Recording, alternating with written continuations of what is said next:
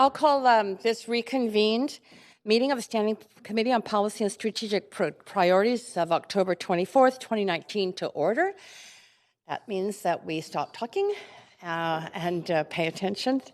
I want to acknowledge first that we are on the traditional and unceded territories of the Musqueam, Squamish, and Tsleil-Waututh nations. We thank them for having cared for this land and look forward to working with them towards building in partnership our great city.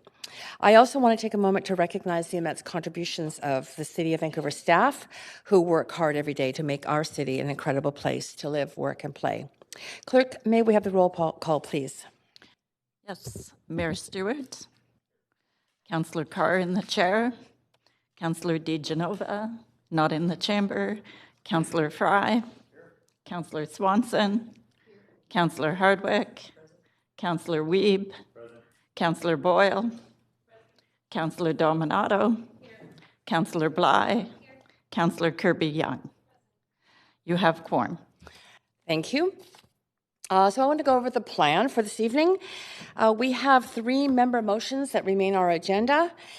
Should any business not be completed at today's meeting, we will refer the items to the Standing Committee on City Finance and Services, which meets next on November 6, 2019. Speakers can follow along on Twitter at Van City Clerk for updates on the progress of the meeting. Any comments on agenda items can be sent to Council using the web form on the City's website, and the link to that form will be tweeted out on @VanCityClerk. Yesterday, we suspended Rules 13.8 and 13.9 of the Procedure Bylaw to provide speakers with 3 minutes to address Council and 3 minutes for questions to speakers. So, speakers, please note that committee members may ask you clarifying questions, and however, you are not required to answer. After hearing from the speakers, we would go into discussion on the motions. And I want to remind committee members that on March 13th, 2019, Council agreed to require that amendments be submitted to the clerk in final written form before the member introduces them. So make sure before you hit that place on the queue to speak that you have sent your amendments in.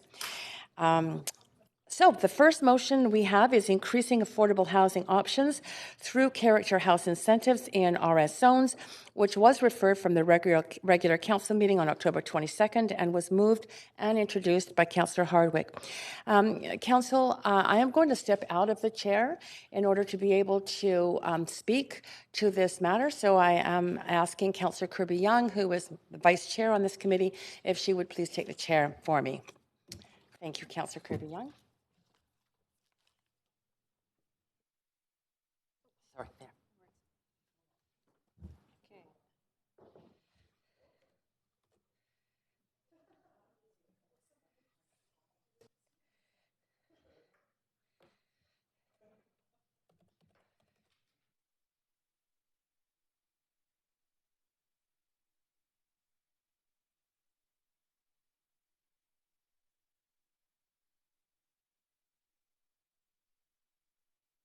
Microphone.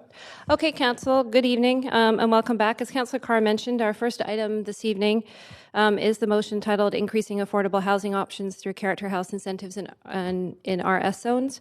We do have a number of speakers this evening and we'll proceed directly to those, given, as Councillor Carr mentioned, the motion has been introduced. We have approximately 7 speakers this evening. Just to remind everybody, we are in the parliament procedure, so it is a limit of 3 minutes per speaker, and also for council for questions of speakers should you have them. And you don't need to ask them unless you feel you have something really pertinent, and then of course you can do so. So I'm going to call up our first speaker, and that is Anne Guthrie-Warman. Do I have that correct? And you are here. Fantastic.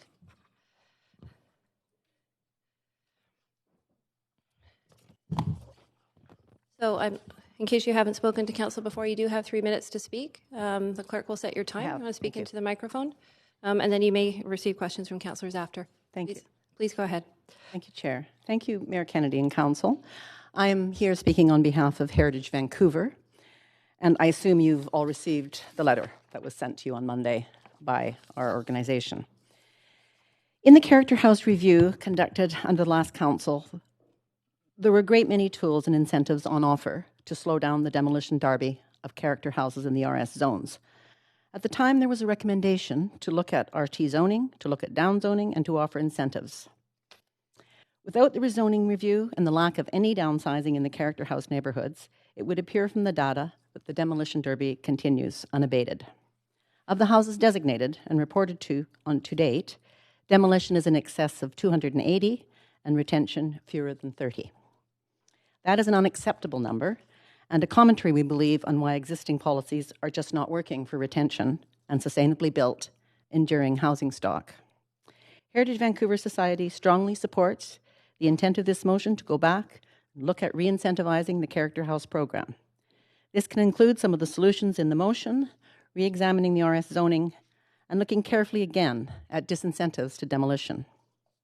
Further, Heritage Vancouver would recommend the consideration of some heritage conservation areas in designated parts of the city where clusters of meritorious houses exist. There are many such pockets in Vancouver, sometimes over 2 to 3 blocks.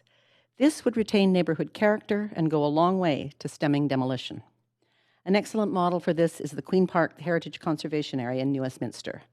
And I have to tell you that New Westminster has done a much better job than Vancouver in preserving their outstanding built heritage and character. A carrot approach is used with respect to adding onto the rear of a structure, infill, etc.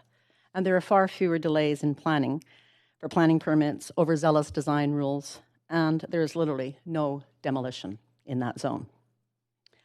Frankly, in Vancouver, I'm told that one could lose the will to live waiting for planning permits, extraordinary and unnecessary rules around upgrades. It is honestly no surprise, frankly, that people give up. Streamlining the process and making it far less onerous would go a long way to retention. I think that we can all agree in Vancouver that no one wants to see a character house with possibly a small family and a rental suite torn down for a 5,000 square foot McMansion, housing sometimes at best 2 people. The most affordable house, and this has absolutely been proven, is the one that exists.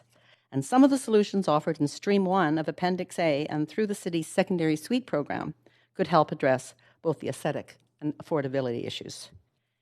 Heritage Vancouver Society strongly urge Council to pass this motion and for staff to come back in early 2020 with a detailed review and plan of how to go forward. And we, along with other members of the heritage community, would offer our help with this solution. Referring it to the citywide plan is simply not acceptable. It will get buried. Please do the right thing for both the aesthetic and neighborhood considerations and for increased affordability, and pass this motion. Thank you, Ms. Guthrie-Warman. I do see that you have a question from Councillor Wiebe. Yes, ahead, thanks for Councillor. coming today and thanks for speaking on behalf of your organization. You talked about some of the incentives in Stream 1 being stuff you liked. What do you see from New Westminster that we don't have here? What do you see that's working in other cities with your background that you would like to see happen in our retention program in Vancouver? Just to go to the New Westminster model, it was created as a heritage in HCA, kind of like First Shaughnessy. It's created as a heritage conservation area. What they have done is they have allowed far less rigorous, I suppose you could say, upgrades. So for example, you can infill, you can add onto the back of the house, you can do all kinds of things that we are not, frankly, allowing people to do in heritage conservation areas here. And additionally, they simply, demolition just isn't an option. They just do not allow these character heritage houses to be demolished. It isn't an option. So if you want to improve your house, you're allowed to do it. You simply aren't allowed to tear it down and build something that's 6,000 or 7,000 square feet. That's the best model. The other models in the world that I'm familiar with are European and New York, all of which have a far, far, far greater a greater record of retention of heritage homes. And the New Westminster model uses a European approach to heritage as opposed to our approach. So those are the things that I think we could look at. Those are the models. You talked about the clusters, heritage clusters, and I'm wondering, there are people that recognize the importance of that in certain areas that have a lot of older character homes, but there are some neighborhoods that have a few here and there, and I think that we need to kind of look at those because those can be unique components to that block or that area. So how do you see us not just going for clusters, but recognizing sometimes that house has a story, and how do we tell that story? Yeah, and that's a difficult question because I think that then you're just pulling one house out. I think if there's a more a broadly based approach in the RS zones, that you simply cannot tear down a perfectly good character house and build something that's 2,000 or 3,000 square foot greater. That's, I think, the best way to look at preserving individual houses. In terms of a small HCA, there are pockets of this city, all over the city, the east side and the west side, that have blocks, not many left, frankly, where meritorious houses exist, and where we could actually, designate that as a heritage conservation area, which means, we wouldn't be dealing with the kinds of issues that you're dealing with now in terms of close to 300 demolished and 26 retained. So that's one option, and that's something at our board the other night, that's what we discussed. The people were quite in favor of some heritage conservation areas, pockets around the city. That I think would go some way. I know that this council is concerned with affordability, and affordability is an incredibly important, but we do know, Michael Kleckner has done a lot of work on this in Vancouver Vanishes. We do know that the most affordable house is the one that's there, that's got a secondary suite or could provide another secondary suite. That tends to be the rule around the world. And what we're doing in Vancouver, sadly, is that we're not looking at that. We're looking at affordability options in other ways, but we're not looking at what's already built and there and what could be improved in terms of zoning and disincentives to demolition. Councillor Wiebe, that is your time. Thank you. And yeah, I also see you have a question as well from Councillor Hardwick. Hi, over here. Thanks for coming. I'm interested in talking a little bit more about the impediments in the building bylaw. I've spoken to some small developers, for example, in the Mole Hill area of the West End. Yeah. Where there was one I saw, there was a heritage house that had been a former rooming house that had been able to build 4 units into the main house that were modern and nice interior while still preserving the character nature of it. And they'd also been able to get a duplex laneway house in there. So in effect, on a 33-foot lot, we're getting in 6 units and retaining neighborhood character, which was really interesting. And Mole Hill is one of the best examples in the whole of North America for preserving HCA, which provides affordable housing. But the developer, and here's the caveat, said making the numbers work was a nightmare because of the time and cost involved in meeting the city's requirements. And, this is one of the reasons that I'm interested in the fast-tracking process, but it seems to me that if you can get half a dozen really nice, livable units on a single-family lot, that can go a long way. Right. But have you got some more information to impart at all about experience with the Well, only anecdotally, what we hear this, the kind of thing that you just identified at Mole Hill, we hear this all the time from people who want to do upgrades and want to do preserving things, how long it takes and how many onerous and often unnecessary, really changing doorknobs isn't, really, it just isn't the most important thing in the world. But that tends to be one of the things. And I'm sorry to say that getting these permits through Vancouver does take a lot longer than it should. And that's maybe an issue of staffing. I'm not sure why, but we do know. We hear it from developers. We hear it in the heritage community. We hear it from Don Luxton. It really holds things up. You mentioned New Westminster. Do you have any comparisons of other municipalities? If I've got a character house, I want to renovate it and get 2 secondary suites or whatever the magic number is, and I want to go to City Hall, and it's going to cost me, this length of time and this much money. How does Vancouver compare? Can you give us, other than New Westminster, any other examples? I believe Vancouver is far, far slower than Toronto, for example, and infinitesimally slower than New York. Those are the 2 areas, the 2 cities we've looked at. They're planning. They're much simpler. They're much more streamlined. Their processes than ours. They're far, far less bureaucratic. And I think you'd have to talk to a heritage expert in those areas, in those cities. But that's what we know anecdotally. Councillor Hardwick. Thank you. Appreciate it. Thank you. Thank you for staying on time. That's fantastic. You also have a question from Councillor Fry. Thank you, Chair.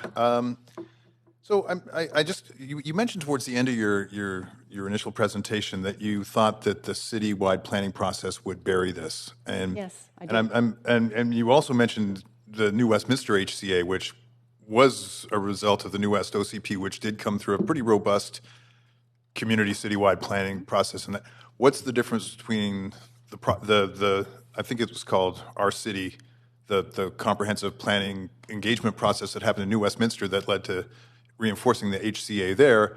How is it different from our citywide planning process in your estimation? Well, you know, I don't know. It seemed to be much more organic. It seemed to come from the homeowners. It seemed to come from the Queen's Park community, that they simply wanted this to be included. They very much want it to be included, and it was included. Plus, it's a much smaller city. It's got far fewer areas to consider. Victoria, for example, has done quite a robust HCA by, again, going to homeowners and asking them to be the ones to ask to do it, not designating as we did. Would it surprise you if I was to tell you that the New West OCP was re-upped through a robust consultation process that included renters and homeowners and the entire city, not just but is that going to happen here? We just. I mean, I'm just wondering. Yeah, okay, but to say that it would bury it is sort of pessimistic and. Well, it is pessimistic. I'm sorry to say, but frankly. 2 years ago, this former council was given very clear advice from the heritage community that if you did not include strong disincentives, exactly what's happened here would happen, and we weren't listened to. Okay, thanks. Thank you. Thanks. Is that all, Councillor Fry? Yeah. Thank you very much for your participation. Appreciate it. Okay, our next speaker this evening is Ms. Elizabeth Murphy.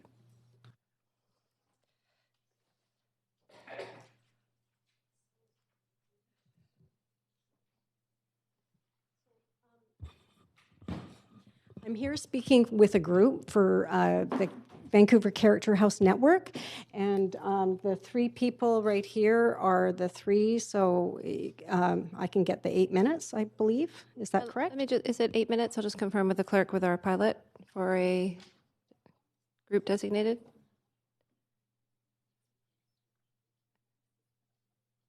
Okay, so are we doing 5 if they're representing a group?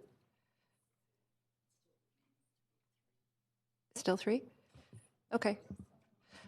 Ms. Murphy, I'm advised by the clerk that that for the purpose of council meetings, the time still remains at 3 minutes.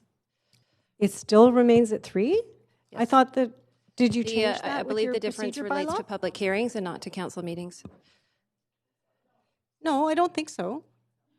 Sorry, no, you're the chair. Just give me a moment. I'll just reconfirm with the Would clerk. you mind? Yeah, just a Thank you. moment. Can we?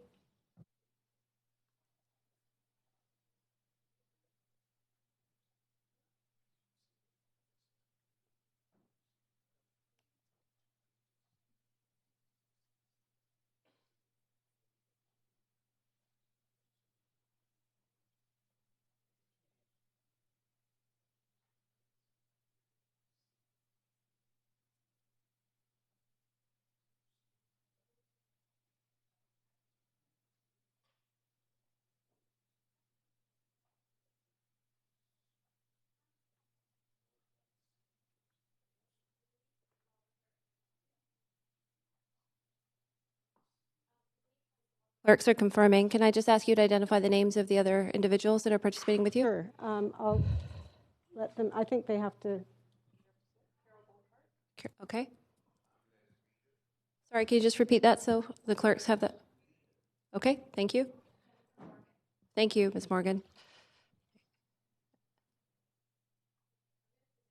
Clerks are confirming, and I'm going to give you some leniency on time. We'll start at least, if we don't have an answer now, just as not to delay.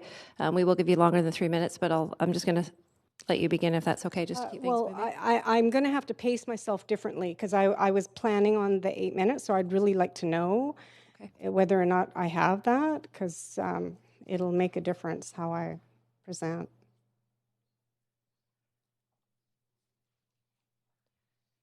Do we have confirmation?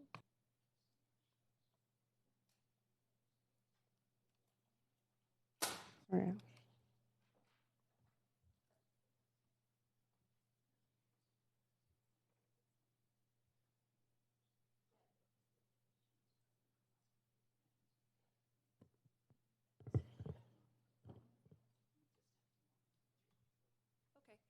So apparently it is 5 minutes for the procedure. Oh, it's 5 bylaw. minutes. Oh, Yes. I see. Okay. And you have identified the individuals in your delegation, so I think we can begin. I'll ask the clerk to start your timer. Please go ahead. Thank you so much. So just before I get started, I just want to make sure that I've got this correct for how do I advance? Oh, this is the clicker. Okay. Okay, great. Thank you so much. Okay, all set? Okay, yeah, all ready to go. Thank you so much. Really No worries. appreciate it. So I'm just speaking today from the Character House Network, and this is a group that was in response to all the concerns around the demolition of character houses. There's a survey or a petition to council, now over 8,000 people, and also Vancouver Vanish's Facebook page with over 13,000 likes. And Carolyn Addison also wrote a book about it and has been regularly sending council the photos of all the demolished buildings. So it's been an ongoing process for a number of years. And through that came the Character House zoning review and the Green City initiatives to address some of the demolition issues. And of course, the demolitions still continue. And, oh, wait a minute. Did I miss something? I think I did. Okay. Anyways, so this is an example of where 8 units of rental was demolished for 4 luxury condos, and what a waste that is. Livable character homes now in the Kent dump and turned into fuel pellets or paper products, and the large carbon footprint for imports and manufacturing. And this is, as of July, the number of active single-family houses with a few spattering of new duplexes that are across the city. The building bylaws impact character houses, and multifamily conversion dwellings for strata fully require gutting in order to meet those guidelines. But the secondary suite program allows more of the house to be retained, and that's why accommodating and retaining building rentals is the objective of allowing 2 secondary suites rather than 1, which would amount to 3 units in total, because there also would be the existing main unit. And then there's potential for laneway rental or a strata infill for up to 4 units. So this is a really good and important part of what we need, because it really makes the difference between having to do that as opposed to having to do more modest renovations and keeping the character houses. So here you can see your typical Kitsilano with an up and down duplex. So there's one on the upper top floor, one on the main, and then there's one on the basement. And typically one of those are unauthorized. And if it comes to the city's attention, they are shutting these suites down, and they're often very livable. I know people who have had to shut down upper floor suites that it was a real, and relocate people. So the whole idea of the rental incentive proposal that is coming forward, I really strongly support. It's a Kitsilano type zoning idea with the conditional, such as the RT7 and RT8. It'll proposing to also allow the 2 secondary suites for 3 unit rentals within a conversion with keeping more of the original house, expanded secondary suite program, improved Vancouver building bylaws is allowed under the Vancouver Charter. So the Charter does allow for Vancouver to make some exceptions and to make, for instance, they have an existing alternate requirements, Section 11, and we're proposing that that be expanded. So I really support that. And also the Renovation Center giving more resources in order to make that happen. The Appendix A that's attached to the motion includes really important details, and I fully support what Councillor Hardwick has has put together, because it allows for these details, and the devil is in the details, to give more information about all of the different options that there could be, and to bring this forward with more flesh on the bones, but it gives some of the bones. So thank you very much for the opportunity to speak. I know you've had a few really rough days, and I appreciate all the time that council and staff put in, and your long hours and hard work. So thank you for that. Thank you for being here, Ms. Murphy. You do have questions from a couple of councillors, and I'm going to start with Councillor Swanson. Thank you.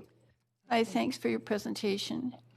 Is there anything in the proposed motion that would prevent or that would ensure that the new units that are resulting from the changes are affordable, or at least not more expensive than the ones that are there now? And is there anything that would ensure rental as opposed to strata?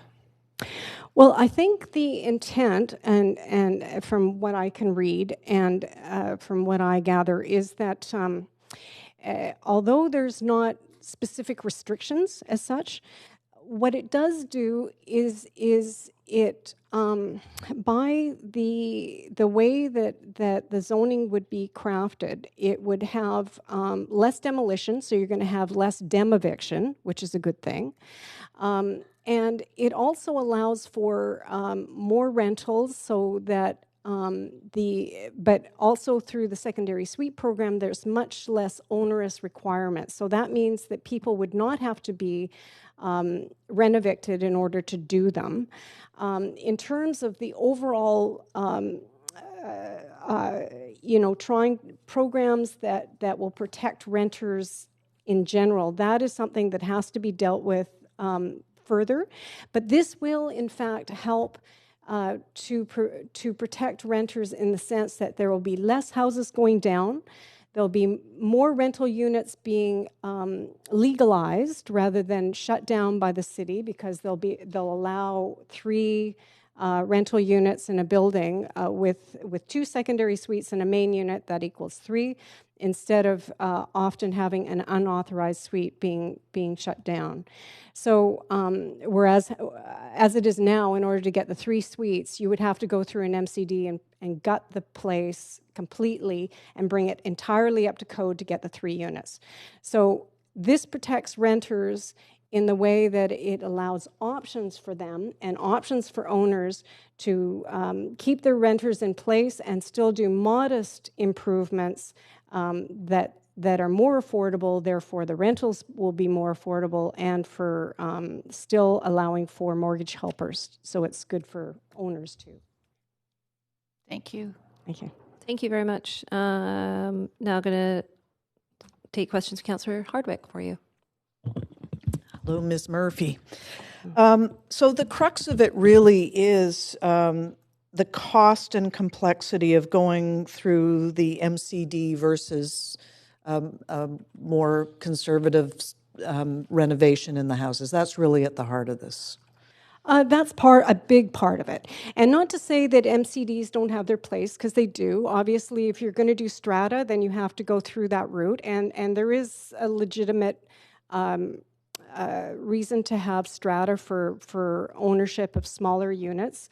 But with the added option to have more rental units through the secondary suite program, it just is so much less onerous. It keeps much more out of the dump, and a much lighter footprint in terms of the environment, and is much more affordable in terms of what you can build for the money.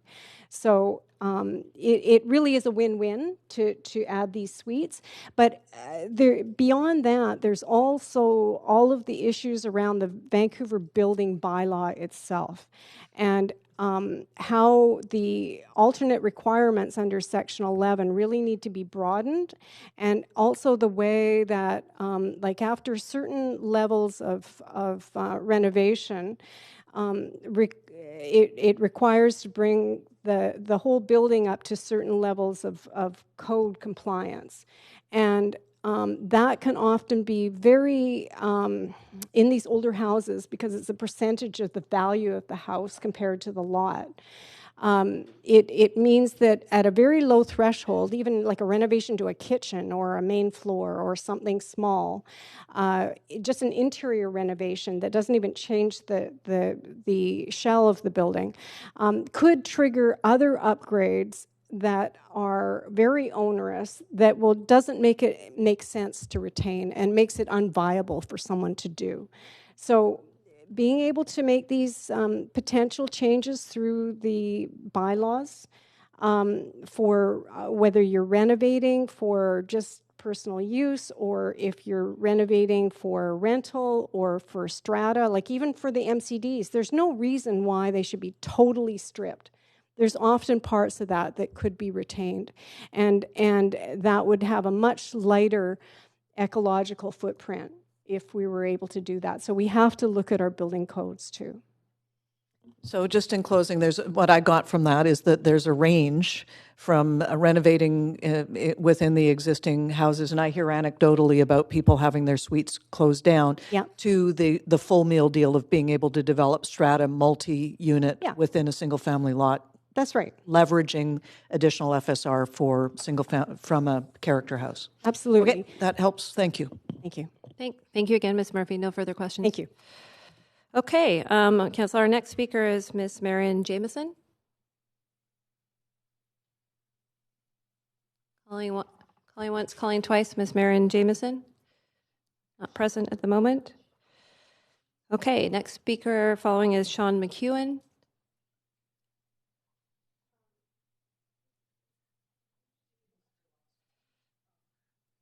We had a very long evening yesterday, so we anticipate that some people may be a bit tired. Moving on, the next one, Peter Waldkirch. You are here. Fantastic. Thank you. Okay, Mr. Waldkirch, I think you know the procedure. You have 3 minutes to share your remarks. Please go ahead. Mayor, Council, my name is Peter Waldkirch, and I'm here to express my opposition to this motion. Increasing affordable housing options, let's talk about character houses, sounds great, but I urge you, don't just look at the title of this motion, carefully consider what it actually does. And to do that, we have to look at what's allowed right now. Right now, our zones cover something like 70% of the city. It's most of the city, and you're allowed to build a house with 0.7 FSR, a basement suite, and a laneway, or you can build a duplex each side with a suite. Well, this motion, in substance, would downzone most of the city, all of that RS zones, down to 0.5 FSR, with no suite, with no laneway, with no duplexes. That would be the default if this motion goes forward as drafted. This would bring us back to the sorts of debates we were having in the 90s about whether basement suites should even be legalized.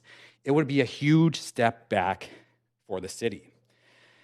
It would also require the city, in order to get back to what you can do now, it would require the city to develop expensive new design guidelines that would apply even to non-character houses, just to get back to doing what you're allowed to do now. So you've heard talk about red tape. Well, this council has previously expressed concerns about red tape and how it impacts the ability to get anything done in the city. This motion actually requires a new bureaucratic step. Every house built in the city would have to seek some sort of new design guideline approval process. This motion would add more red tape. How much would it cost to develop these guidelines? How much would it cost to add on to every new build? Who knows? Because there hasn't been any real research or consultation for this motion. I can tell you, though, it will take a lot of staff time and energy to answer those sorts of questions. Even this motion recognizes that it would require a reassignment of staff resources to develop. So I ask you, what will you cut?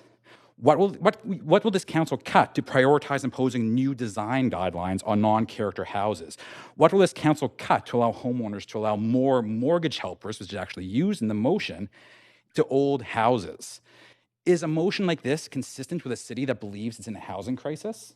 Is a motion like this consistent with a city that believes it's in a climate crisis? I say no, and moving forward with this will send a very negative message about this council's priorities. I must also comment on the lack of consultation that has gone into this meeting. This motion. It is a huge motion that would change a lot in the city.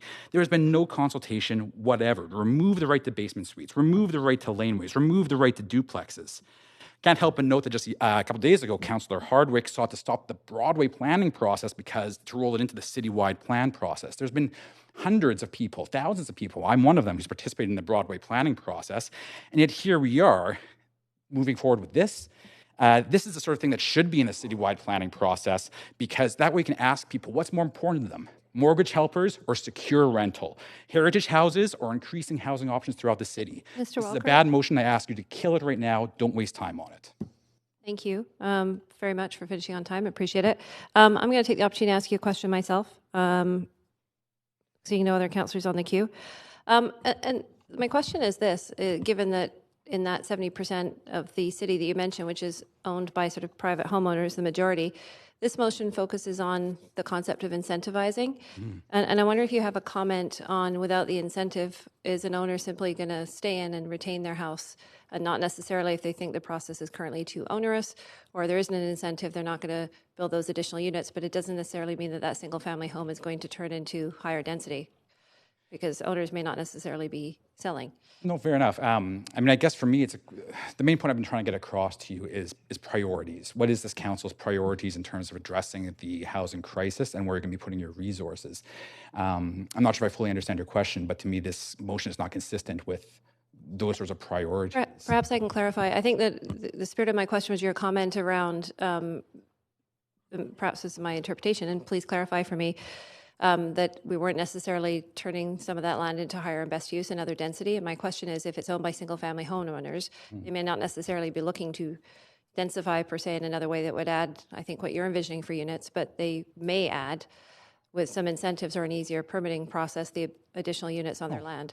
Fair enough, and I think those are worthwhile goals. But again, I urge you to look what this motion is actually doing. There is some incentives, but there's also lots of sticks, such as the default, lowering the default to what you're allowed to do, to removing all of these options. And so I think it's hard to talk about that sort of question in a vacuum without looking about what sort of costs will be added in designing, implementing this, and then the marginal cost on every new house that might be built.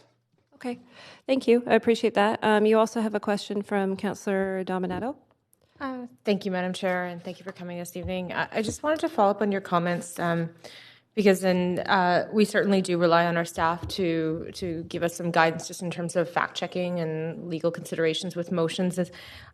You mentioned that with this motion, we would no longer be able to have secondary suites and laneways and duplexes, and that is not my recollection of what information we've been provided by staff. And so I'm just, maybe you could clarify that, because I don't, it's not my understanding that that would be the impact of this motion. And so I just want to better understand your perspective. I mean, maybe I'm misunderstanding something, but how I read the motion is it basically lowers the floor of what the default that you're allowed to do is, without having to go through some additional approval process. So right now you can do this, right? This would make it so the default is this. It's 0.5 FSR, no basement suite, no laneway, no duplex. In order to get back up to there, you would have to, there are these two streams that are suggested in the motion, you'd have to go through one of them. Those new streams are a new bureaucratic approval process. I don't know if everybody will want to go through them. For some people, it might be more economic just to stay at the, at the default level, right? We don't know, because I don't think the research has been done on that. So you can get back up to, that's how I understand the motion at least, you could get back up to allowing a basement suite or get back up to allowing a laneway, but there's this extra step in the way of complying with new design guidelines. And I stress that this isn't just about heritage houses. Even non-character houses, I forget the exact language that's used, would, to get back up to where you are now, have to comply with these new design guidelines, which shows there'd be some sort of new, design approval process that every house would have to go through just to get back to doing what you're allowed to do now. So it's not so much that it would completely ban basement suites completely, but it would ban them as the default and require you to go through extra bureaucratic red tape steps in order to get that right back. Okay, great. Thank you. I appreciate that. Thank you, Councillor Dominato. You are under time. Well done. And thank you for being here. No further... Oh, I'm sorry. We do have another one. Look at that. People popped on. Councillor Bly. Hi there. Thanks, Mr. Walders. Thanks for being here. So in the context of the motion itself, what I would like to get clear to contextualize your comments is, are you in favor of character home retention? I mean, yes, in the abstract, but I don't think that's really. It's not really the issue. For example, for me, I mean, maybe I'm approaching this, I think, from a different way than I think some people, but for me, the slope of the roof is not what gives a neighborhood character. It's people that gives a neighborhood its I appreciate that. So, before, and I don't want to cut you off, but we do have very limited time. So you understand, so you share the position that it's valuable to retain homes. in the abstract. Okay. And so, and the motion itself is written with details that maybe it sounds to me like you have more concerns with the actual way that the motion is written and some of the incentivized ways that the motion's written, but also some of the specifics. But we're always looking at in the position of it and then the interest. And I think we hear that there's an interest to retain character homes, but how we go about that may be up for debate. And I just want to reflect back, if you could, is around the people. And so the infill development, gentle densification, would actually bring more people into neighborhoods right now that we hear from a lot of people are lacking, young families, and we are failing as a city to be able to develop or create more, 1-2 family units like townhomes and things like that. So I just wonder what your position on that is. Yeah, so I know, and I mentioned specifically, this motion specifically uses the term mortgage helpers. And I think that is fundamentally the wrong approach for this sort of thing. And let's think about what that means. This approach of emphasizing basement suites. First of all, basement suites, for the most part, are kind of terrible, right? That's one of the reasons why, anyways. But what the basic concept of that implies is that we're forcing the wealthiest people in our society to buy more land they know what to do with, to overhouse themselves, and then become amateur landlords in order to house the less fortunate amongst us. I think that's a backwards way. We should be using that land in a more equitable way that allows people to live in secure rental and as sort of in a more equitable way. As a renter, a lifetime renter in the city that's lived in both character home rental duplexes and all sorts, and now live in a character home that was renovated and only allowed to put one suite underneath. I would argue with that. I think secured rental is great and it is one way forward, but if we just do one thing, then, I shouldn't be debating, but. I mean, the question is, how close are we to meeting our rental target for? I think the point that. The context of the housing crisis, this discussion. Yeah, so I think the reality is these single family homes, these character homes, are not being transformed into secure rental. That is the point that I think that you're okay. Councillor Bly, you are at time. Thank you. Okay, thank you very much. And you do finally have questions, Mr. Walkirk, from Councillor Carr. Oh, hi.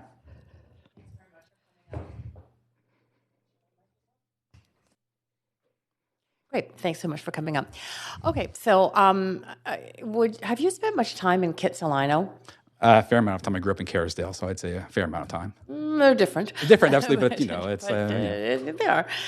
So what do you think about the retention of character homes there and the abundance of different kinds of apartments and suites and stratification that's happening there? I mean, to the degree we're talking about sort of gentle densification and allowing more options in houses, I think that's great. I think, my biggest problems with this motion are the other things it does, especially the design guidelines and the sort of the de facto downzoning that would occur for most of the city.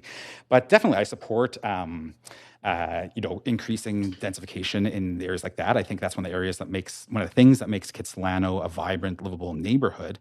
But, I think that, again, it's a question of priorities and what this council is going to be doing with its, you're stewards, I think, of a precious public resource, which is time, council time, public time, staff time, money. Is this motion the best way to sort of make more of the city look like Kits? I have my doubts. Yeah. Well, you have to have the homes to begin with. There are either character homes in the area or not, right? Except for this motion does apply to non-character houses as well. This motion is really specifically looking at incentives for the retention of character homes. My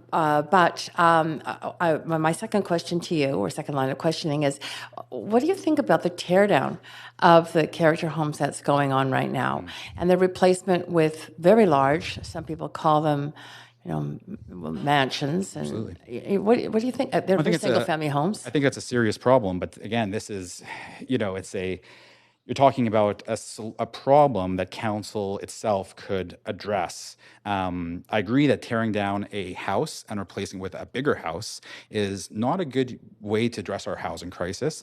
It's not a good way. It's not environmentally great. There's lots of problems with that. But this council could change that. This council could allow for townhomes. This council could allow for low-rise apartment buildings. It could allow for all sorts of other options besides just one house replacing another house. Okay. So what if that 0.5 FSR, the low FSR, was actually an intention or intentionally to be used to disincentivize the tear down of a character home and the building of a monster home by saying, you can't build a monster home anymore. You can't get a large amount of FSR to create this bigger home. Would you feel more comfortable with that? Because that actually is the intention. Maybe I think you could just give a quick reply to that, because Councillor Carr is. I mean, I would urge, I think it's going to take a lot of, going back to the answer about priorities, I think it'll take a lot of staff time and hard work and thinking and money to figure out what sort of effect that will actually have. How many people will keep it at 0.5 FSR and just build still a newer house? How many people will opt not to build that? What effect that'll have on property values and all sorts of things? I think it's a very complicated question and it needs serious thought, and you should think hard about devoting the resources to get those answers. So that's a good use of resources. Thank you. Thank you. That you have no further questions. Thanks for being here. And our final registered speaker on this item is Stuart Smith, who I see coming in now. There he is. Hi, Mr. Smith. I know you know the logistics. It is 3 minutes. Do you need a minute? Are you ready? I think so. It's as high as it goes. I know I ask that every time. I just hope that it will suddenly gain about 3 more inches. No, I think that's as tall as it's going for you. Okay, go. Please go ahead. Thank you. Good evening, Chair, Mayor, and Council. I'm Stuart Smith. I'm speaking in opposition to the motion. If we believe in justice, the only viable future for housing, whether it's public housing, private housing, co-op housing, any housing, is one where RS sectors of our city accommodate the next 90 years of growth, just as the West End, downtown Fairview, Mount Pleasant have accommodated the last 90 years. RS sectors have the least amount of housing, the lowest density of tenants, and yet we are considering reducing the amount of housing in West Point Grey while we continue to increase it in the West End. In West Point Grey, there are 400 tenants per square kilometre. In the West End, there are 14,000. And yet, we are told tonight that the nexus is the Heritage Basement Suite and not the West End walk-up. Neighbourhoods are not islands. What we do or do not do in RS will create or relieve pressure elsewhere. The point of floor space in RS should not be to satisfy nostalgia of passing drivers. It is to relieve the pressure in RM and to house the people who want to join us. The motion's name suggests that this will create affordable housing, but the track record of aesthetic-based housing policy is very poor. We need only look at Shaughnessy. 65 years ago, Shaughnessy was home to many of modest means. This didn't happen because the city undertook a robust consultation, as some advocate, but because the federal government issued Order 200, which suspended some of Vancouver's land use powers from 1942 to 1956. Today, Shaughnessy looks exactly as it did in 1956, no demolitions, but the people of modest means are long gone, pushed out one by one in a drive to preserve character. I predict that enacting similar policy to preserve so-called heritage and character in RS will have similar effects. Lower income people will be pushed out one by one, not by the wrecking ball, but by eager upper-class rehabbers intent on living out their heritage dream, while former tenants scramble to yet another basement suite, forbidden to dream of living above ground. Striving to avoid demolitions is a worthy goal, but a better strategy would be to make existing houses, all houses, more useful for more Canadians. I have a few ideas. Rescind the ban on large collective houses and give them security of tenure. Create a safe, cheap, effective pathway to multi-conversions of any detached house and give them security of tenure. Allow any house to be used as a rooming house, boarding house, or an SRO as they once were when Shaughnessy was affordable, and give them security of tenure. The problem in RS is not that there is something intrinsically magical or affordable about a particular roof pitch or the type of soffits.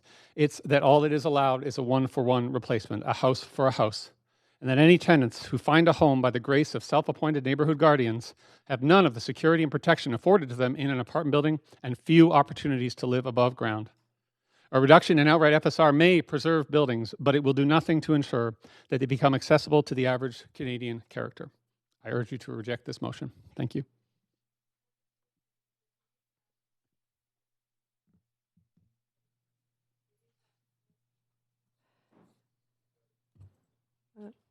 Okay. You do have questions from councillors, and I have Councillor Carr up first. Hi. Hello, Mr. Smith. How are you? Good. Thanks for coming up. So I'll ask you a question that I asked the previous speaker. What do you think about the kind of housing in Kitsilano where you have a fair number of character homes? In many cases, they've been stratified so that there's duplexes. Each one has a basement suite. They can have a laneway home. Instead of one home in a lot, you typically get 5. Do you think that that's at least a step in the right direction? Especially and especially considering, I'm interested in whether you think the retention of character is at all valuable. If we like old buildings and we want to keep them, that's fine. But I think that we should talk about how much of the city we're going to reserve for that. Because I think that our love of old buildings need to be subservient to housing, not the other way around. So if you said to me, Stuart, I want to keep the Marine building forever, I think we can do that. The Marine building is super useful to hundreds and hundreds of people, and it occupies hardly any land. We can keep the Marine building forever without affecting the market for office space or anything in the city. Right. But it's an open question whether we can preserve entire neighborhoods occupying many, many square kilometers, for very, very few people. So kits is nice. There's nothing wrong with kits. And I'm not here to tell you that we should outlaw kits. I'm saying the status quo is we've outlawed everything. We've outlawed all the choices except for large character homes. Yeah. And we should have more choices. So let's bring more choices. And let people live as they wish. What do you think about the possibility that that instead of all RS zones, this motion applied to the areas of the city where we already did do a character home review, which are more limited parts of the city, but there's at least 50% character homes in the area, so it's a different. It wouldn't be all of the RS zones. Again, I would come back to how much land area are we talking? Is this 1% of the city? Is it 10% of the city? Well, what are we talking? And can we afford to do that? But I would also talk about, is this outright or discretionary? Because to me, the power of giving people more options in these large houses is to let them do it even if their neighbors don't like it. Because we've seen in these hearings what happens when the neighbors don't like it is things get kiboshed or delayed or watered down. So do I support a character home owner being able to add a suite, a story? Or more than one suite. Sure, absolutely. Of course I do. But not if they have to ask permission of their neighbor or permission of the city. It should be safe. It should be as quake safe as it can be, as fire safe. But aside from that, go do it. Yeah, thank you. No worries. That's all, Councillor Carr? Mm-hmm. Wonderful, thank you. Councillor DeGenova. Thank you very much. I was wondering if this was not titled, if this motion didn't have the same title, but it was talking instead about housing and the most affordable housing in our city, and looking at, as you had talked about, sort of heritage and streetscape and buildings that are architecturally meritorious and that have heritage value. Maybe also considering, not how we can fit housing into that streetscape. I don't want to put words in your mouth, but how do we have both? And I'm wondering if you think that maybe for someone who isn't in the position where they're being offered anything for a land assembly, they want to make their housing more affordable. They want to be able to offer affordable housing for people.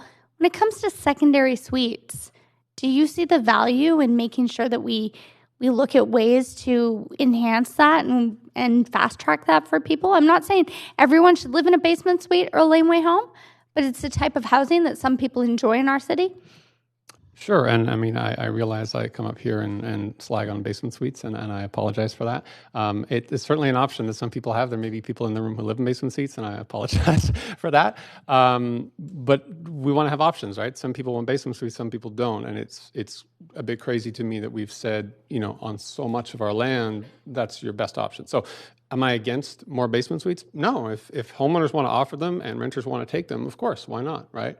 What I'm nervous about is that being the only option. So what would make me feel better about this motion if it was all houses, not just character and heritage, it was allowing all houses more flexibility, and if there was no outright reduction. So let's let all houses be multi-conversions. Let's let all houses add additions and add stories to get bigger and house more people.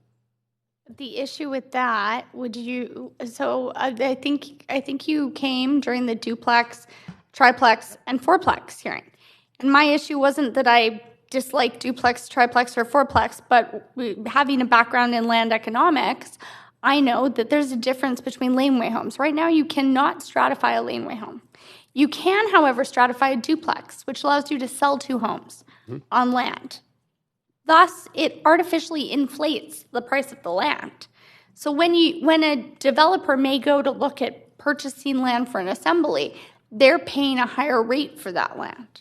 When they pay a higher rate for that land, the pro forma for the rental 100 building or whatever they're building on there, that's more expensive. So I was concerned that it may actually artificially inflate land by allowing people to, multi-conversion can be taken in several different ways. For rental, it's one thing, but if you stratify, then you're able to parcel that up. So my question is do you see that? You are unfortunately out of time. I'm sorry. I'm sorry, but I'm sure you will be back and we will connect on this issue Am I allowed to again. answer, or?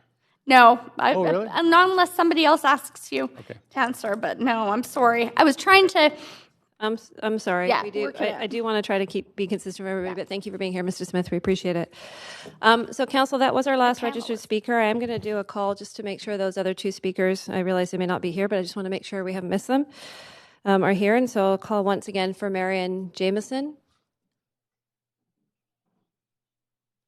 No, not seeing a response. Or Sean McEwen. Nope. Okay, so those are our registered speakers on this item, which means, Council, that we can now move to debate and decision at this point. The motion has been moved and it's on the floor.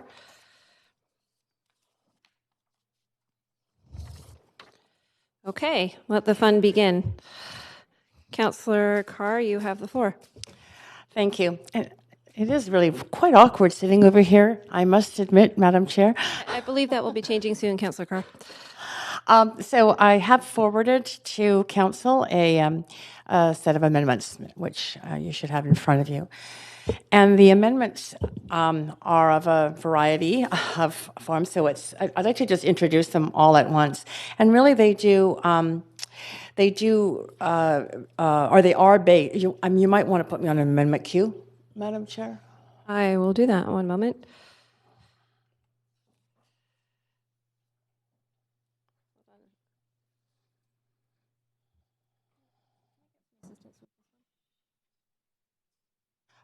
Okay, so the amendments are ones that really are consistent with the intent of this motion, and I very much thank Councillor Hardwick for putting this motion forward. This is an incredibly important issue in our city, so thank you.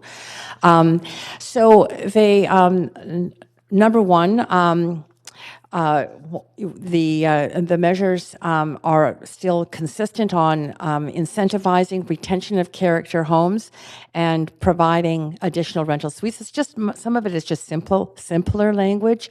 One change is that it doesn't apply to, or the change is to not apply to all RSOs in the city, but instead be consistent with the character home housing or character house zoning review, which was done. I was actually a member of council that was a liaison to that particular review, and there were areas identified in the city where there were over 50% of the homes were RS zones. So apropos of what some of the speakers have said, this would not cover the whole of the city, but it would absolutely focus on conditional zoning, similar to the Kitsilano RT7, RT8 zoning, not the same exactly. That was done a number of decades ago, but with the same kind, that same kind of zoning, which would provide FSR incentives for character retention. It would create, again, the faster track stream for streamlined approval. My change there is very minimal, but just not differentiating that there is a separate approval stream. I think that's a redundant language. There certainly is an intent, though, in the next set of changes to have two or more secondary suites, so to increase that incentive part of retention. And either by the secondary suite program or the multiple conversion dwelling option. And the reason I think that is important is because so many people have come to me to say, You know, they're at their point where they are aging, they have children, but it's more than one child. They cannot, one child cannot, more than one child cannot inherit a property if that property could be subdivided, which is also done in RT7, RT8 zoning. There could be, more children who end up owning that property. And a removal of one section which was redundant. Basically, it just goes over the building bylaw issues that are already in Section C. And the other change is that looking at the resources and allocation of resources would happen subject to the report back in Q1. That's the position or the point at which we would know better that. Until that point and until we go through the process, it's probably not a useful exercise to figure out what the resources are. And just so everybody in council is aware, on December 2nd, our staff are actually coming to us with a very full review of the character house situation, as well as a secondary suite program. I had put a motion forward almost 2 years ago to have a review of the secondary suite programs. I'm super happy it's coming back. So we'll have a chance to have that information given to us and then incorporated also in the direction forward in the report back in 2020. Great. Is that all, Councillor Carr, at this point? I have a lot more to say about the motion as a whole and how much I think it's, how important I think it is, but I really wanted to introduce those changes. Okay. All right, thank you. I'm going to advance Councillor DeGenova now. Councillor For an DeGenova? amendment queue? We are in the amendment queue, yes. Okay, thank you.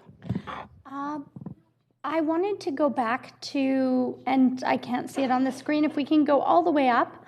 I'm hoping that you will rule, Madam Chair, that the language in A, the strikeout, I can understand as outlined in Appendix A being struck out, but encourage the provision of additional rental suites or facilitate the rapid creation of a diverse supply of affordable rental housing. I feel that Councillor Carr's amendment is redundant and that Councillor Hardwick has already said that in her statement. So I can understand keeping Appendix A below struck out, but to strike out facilitate the rapid creation of a diverse supply of affordable rental housing. I think that Councillor Carr's statement, encourage the provision of additional rental suites, is the same thing. So I would hope that you would rule that out of order because Councillor Hardwick has very well explained that already in her wording. And I'd be happy to move for a 2-minute recess if you'd like. Will you consider that? So thank you. Appreciate the question. I think that I'm going to try to keep us moving this evening, avoid recesses where we can. Yeah, exactly, if you needed one. Absolutely. I know council's had a long week. I would agree that I think that the language is somewhat redundant. I think that we are faced with a amendment that essentially incorporates the two components at this point. So I think I would not rule it out of order, but I would encourage council, if they like to, they have the ability to amend the amendment.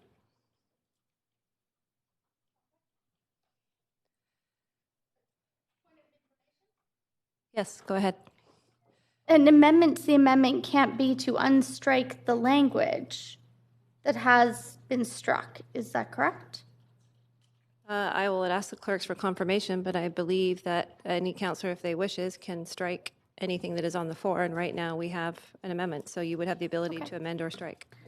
And if the clerk would like to add anything to that, I'll let them do that, but that would be my interpretation. Okay, I'll go back on the queue.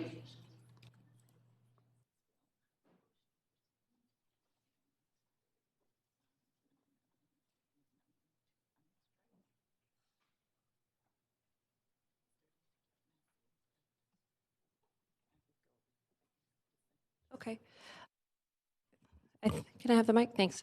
I think I think the clerk is concurring. But it is the will of council if you'd like to proceed with amending what we have on the floor. Anything further at this time? Okay, great, thank you. Councillor Hardwick. Am I allowed to ask Councillor Carr a question about this? Typically not, because we waived questions on this item of the mover, and we're not in back and forth, we're in debate. But you have the opportunity to make comments if you'd like to do so within your time. Again, I'm struggling a little bit with the visuals, but I'm concerned, as we've heard, the MCD program has been prohibitive for people trying to do the kinds of small renovations that we've discussed earlier. And I see that this contemplates expanding on that, expanding on the MCD. And I don't know that that is going to capture the intent of being able to activate those existing, often, attic suites and things that have been offside under the existing renovation program. So I'm just sort of talking out loud about the merits of doing that at the expense of being able to reactivate the low-hanging fruit of easy renovation, which I believe that there's a lot of capacity out there to absorb. So, while I can see some of these things as having merit, I am concerned, as I've often said, you guys have heard me endlessly, the devil is in the details on these things, and there is a spectrum of opportunities for development from that attic suite through to trying to figure out how to get 6 units on a single-family lot. And my concern is that just putting it into expanding the MCD is not going to be able to capture that spectrum. Thank you for the comments, Councillor Hardwick. Councillor Swanson, you have the floor. I have an amendment. Is this an appropriate time for that? Okay, just give me a moment. I'm going to move us to an amendment to the amendment queue. That's what you have, is that right? Okay, great. And you sent this in to the clerk? Fantastic, thank you.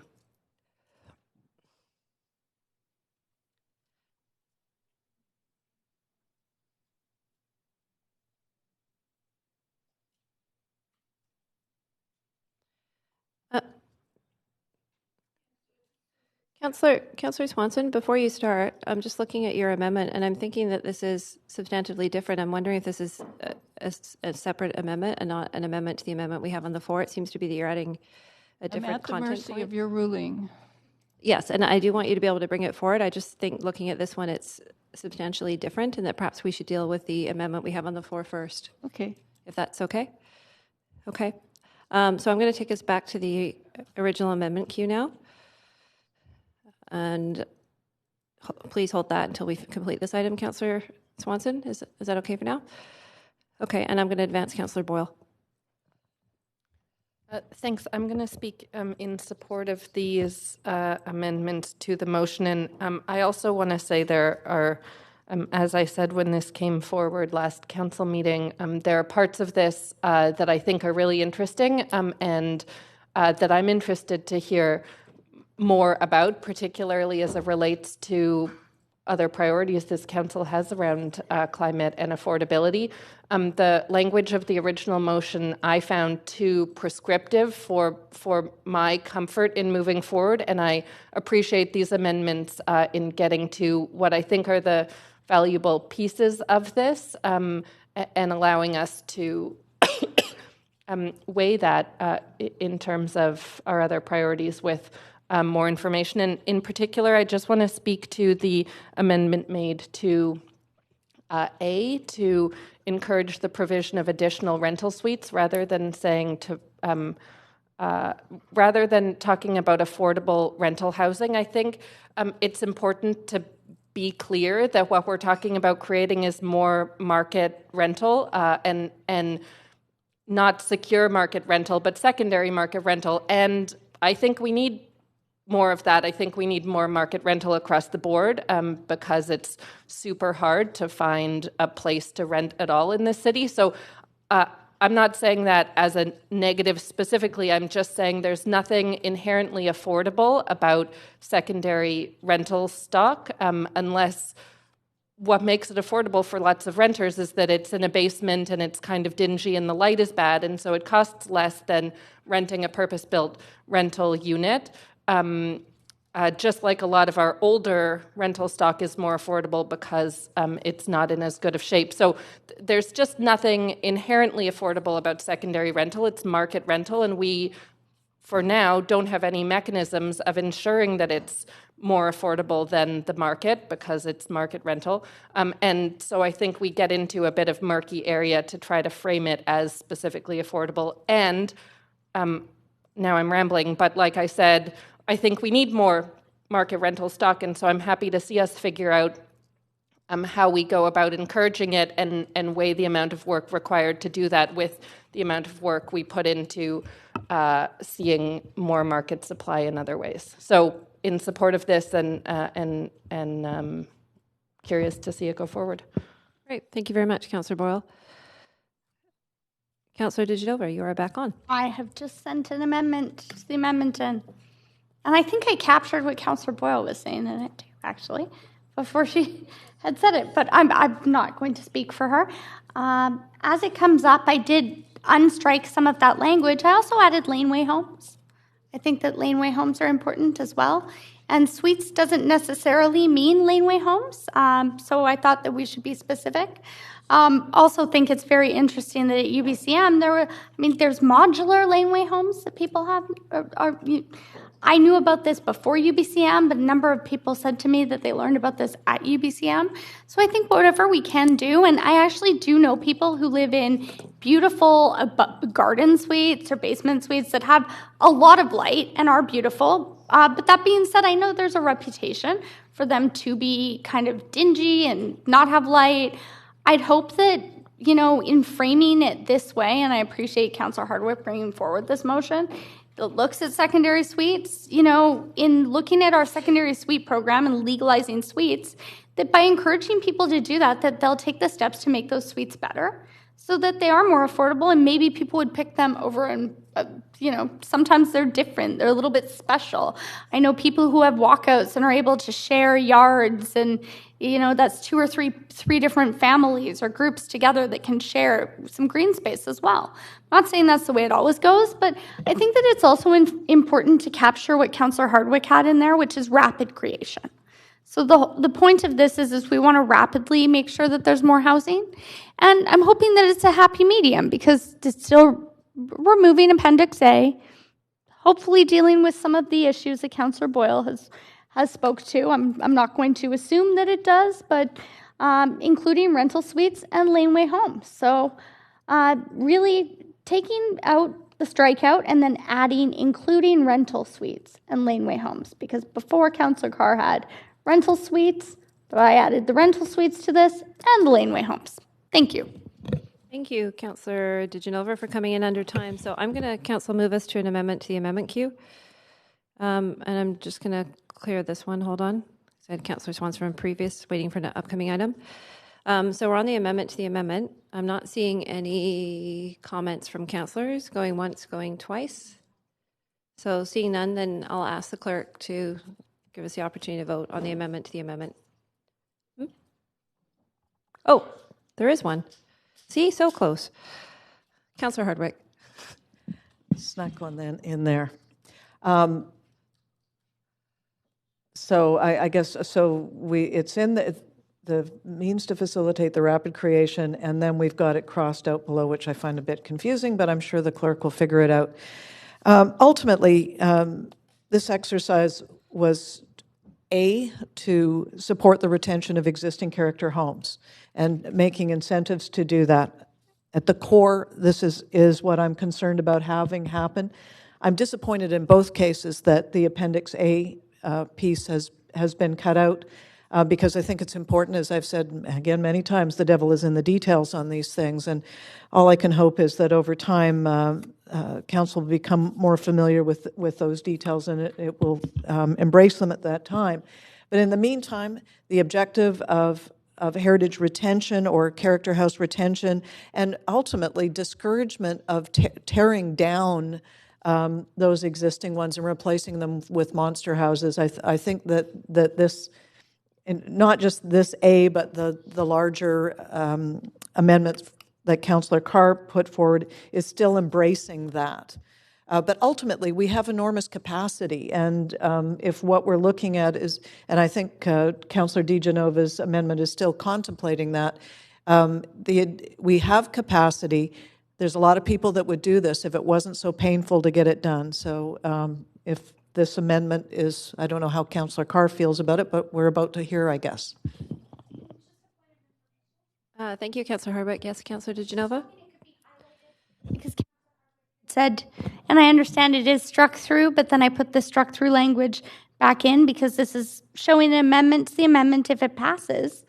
I just wanted to make sure, if possible, to highlight that, to make it more clear, as the council member said that they were having some issues with it. Okay. Thanks. Thank you. I think the clerks are bolding that now. Thank you. Okay. Councillor Carr, to the amendment, Yeah, I'll just speak against the amendment to the amendment. I could have you and ask for your ruling on whether Laneway Homes is actually in order, because really nothing in this motion has to do with Laneway Homes, and all the incentive programs have to do with the incentivizing of keeping character homes over tearing down a new build. But rather than just go through that process, I'm just going to say I think it's wrong to include Laneway Homes in there. That's an entirely different process. Every single family lot in this city has the right to build a Laneway home, and it's under a totally different set of programs or processes. And I'm not sure if I want to necessarily facilitate a rapid creation of laneway homes versus the rapid creation or the rapid facilitation of the retention of character homes, including the rental suites. My concern is also with the retention of the word affordable.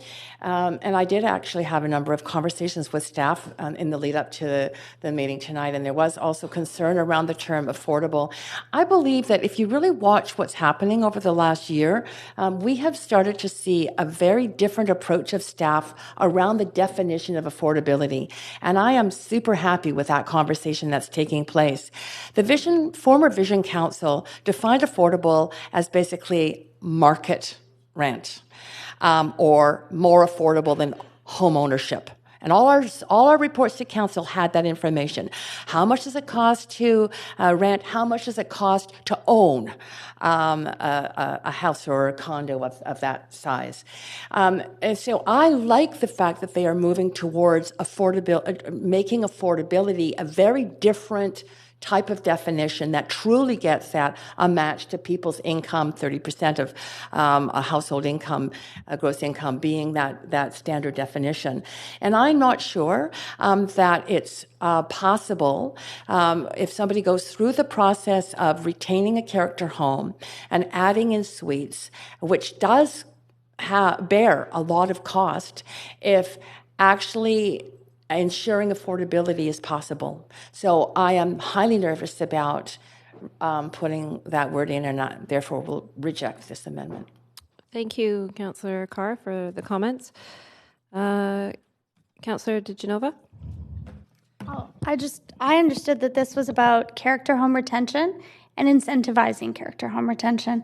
And maybe there are processes, and I know that there are processes for laneway homes, and looking at rapidly moving those forward could actually help people to retain their homes. I mean, if we want to get into redundancy, I wasn't going to get into like all of the amendments. I kind of thought I'd leave it. I just thought that this was a nice way actually to bring together what Councillor Carr was trying to do in taking out the appendix, but also appreciating that Councillor Hardwick really was trying to be inclusive of secondary suites and affordable rental in this motion. That's what I understood. So was trying really hard to see if we could find a way forward together, and I feel that what Councillor Carr has said was almost exactly the same as what Councillor Hardwick was saying, so I put the two together, added laneway homes, which could help to incentivize, especially if they were rapid. So if you could put your laneway home up faster than other people could, possibly, that could incentivize something for you. That's how I would read it. Everyone can read it differently, but for that reason, I was just hoping that maybe we could try and have more options instead of less. Again, staff will be looking at this and bringing it back to us, and I appreciate the addition. That being said, if council doesn't like it, not my hill to die on. Thanks. Thank you, Councillor DeGenova. And before I move on to Councillor Hardwick, I neglected to address Councillor Carr's question. And as it related to whether laneway housing was out of order, it's actually, I don't believe it is, and I confer with the city manager who concurred. However, it may not be the preference of councillors, but I certainly don't think it's out of order. Thank you. Okay, Councillor Hardwick. Thank you, Councillor DeGenova. I think the laneway, I don't want a hair split over this. I think the laneway housing component is implicit. And I wouldn't want to lose support. My overall objective here is to find a consensus among council to move this forward. I think we're on the same page. There are still issues that I have with some of these amendments, but I don't know that, as you've said, Councillor DeGenova, this is a hill to die on. Okay. Thank you for the brevity and succinct comments, Councillor Hardwick. We appreciate it. Seeing no further questions, looking at council, going once, going twice, I'm going to ask. Oh, you did? You just want to do that right under the wire? It does happen. Fair enough. Councillor Fry? Well, and I just, with regard to, and I appreciate some of the comments on this, I will say that with regard to laneway housing, there are quite a bit of nuances to laneway housing. They're not implicit on every single lot across the city. For instance, it has to be on a 33-foot wide lot and an R1 or RS. So in RT, for instance, so I think including the laneway house is not a hill to die on either. So I'm actually going to support this amendment to the amendment, just to put that out there. Thank you. Have you been studying your footage widths as it relates to fireworks and where they can be set off, perhaps? I know a thing or two about them, though, because, well, actually, since you ask, I think we'll keep us on. We'll keep an incredibly unique context within the RT3 zoning. It's a special subzone. Yes, I think we'll keep us on topics. Just a moment of levity, but I do encourage you to bring that up during the fireworks debate. Okay, Councillor Swanson. Yeah, I was just hoping to get some clarity on which part of this motion is whose. So we are on an amendment. The yellow part is Councillor Carr's amendment, and the bold part is Councillor DeGenova's amendment? The bold part is Councillor DeGenova, as well as the highlighted yellow. I'm looking for. And the scratched out part was also part of the same amendment, because the bold language replaces, my understanding is, the struck out text. Okay, thank you. That helped to clarify? Okay. So I really am doing a final call now, Council. Okay. I'm asked the clerk to bring up a voting queue so we can move on and take a vote on the amendment to the amendment.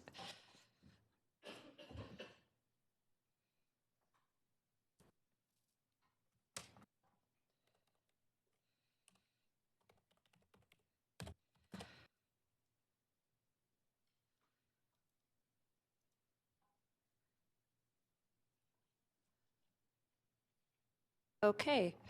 Thank you for the speed, Council. So that the amendment has passed with 7 in favor and 3 in opposition, and the opposition being, which I cannot, Councillors Weave, Councillor Boyle, and Councillor Carr in opposition. Okay, so I'm now going to take us back to the original amendment queue. Councillor DeGenova, I had you on there. Or? Happy to support the amendment. Okay. As amended. Thank you. And I might want to remind you, Councillor Swans, to get ready for the next queue.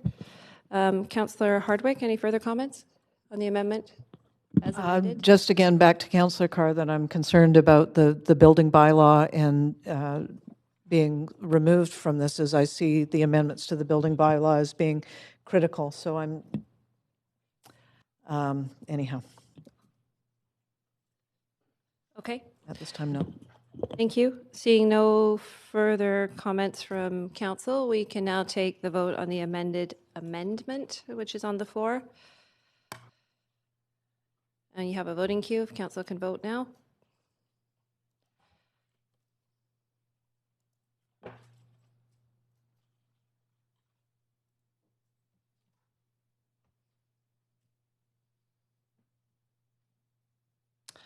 Okay, that passes with 9 in favor, 1 in opposition from Councillor Weeb, and 1 abstention.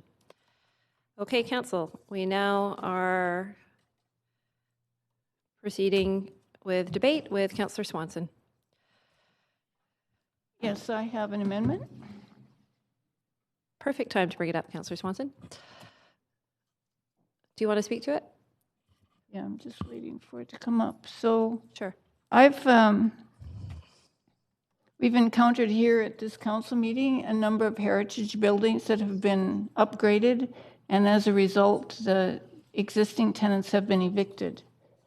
And so I just thought if we had an amendment like this, which is fairly mild for me, that staff consider, not that they ensure, that they consider how to use housing agreements to ensure that character house owners who get the incentives provide at least half or more of the resulting units at Hills rental rates or below. So Hills, the 2009 Hills, I just looked it up, is between 51.5 and 83.5 thousand. So we're looking at rental rates of 1,300 to 1,800 a month. So we're not I'm sorry to shelter rates. I'm sorry to interject, Councillor Swanson. We have a point of order from Councillor DeGenova. Go ahead, Councillor DeGenova. Hills and rates and this. I love talking about this. I really, really do. But I don't think that the appropriate time is maybe in this motion. I also am concerned with the I don't feel that it's relevant. I also know that staff are actually already looking at how housing agreements can make housing most affordable. And I worry that actually some renters could be evicted under this because a character home technically could be made into your principal residence, a secondary suite. And it absolutely concerns me that if someone saw that we were moving forward with specifically this, that we could see evictions from people who are living in secondary suites and character homes. So I have grave concern for people who may be paycheck away from homelessness right now and making sure that they keep their homes. And I think that we have to be sensitive to this. I know that our staff are looking at bringing a housing update back, so I would hope that you would consider the fact that this is being dealt with elsewhere. So I think it's redundant for that reason, and I don't think that it specifically fits with this motion. So redundant for that reason. Thank you. So thank you for the point of order. I was reviewing that in my mind and looking at the language. I think that we're on a bit of a fine line here, and I think that if it had more prescriptive language, we might have more of a concern, but it does say consider how to use housing agreements. And in getting a nod from the city manager, I think it's bordering, but it's not out of order. But I would sort of suggest to council that if you feel uncomfortable with it, you have the ability to vote against it. Okay. Councillor Swanson, do you have any further remarks you'd like to make? Not on amendment. I think it's really important that if we're going to be talking about affordability, that we have some definition of it in there. And I'm hoping that this is just something to look at, especially if we're going to be giving incentives to try and make sure that the resulting housing actually is affordable. Okay. Thank you, Councillor Swanson. Councillor Boyle, to the amendment.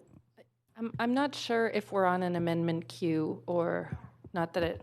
I am showing an amendment queue. Maybe I'll ask the clerk to confirm. I think we didn't go back to the original queue after the last amendment, but it doesn't matter, really.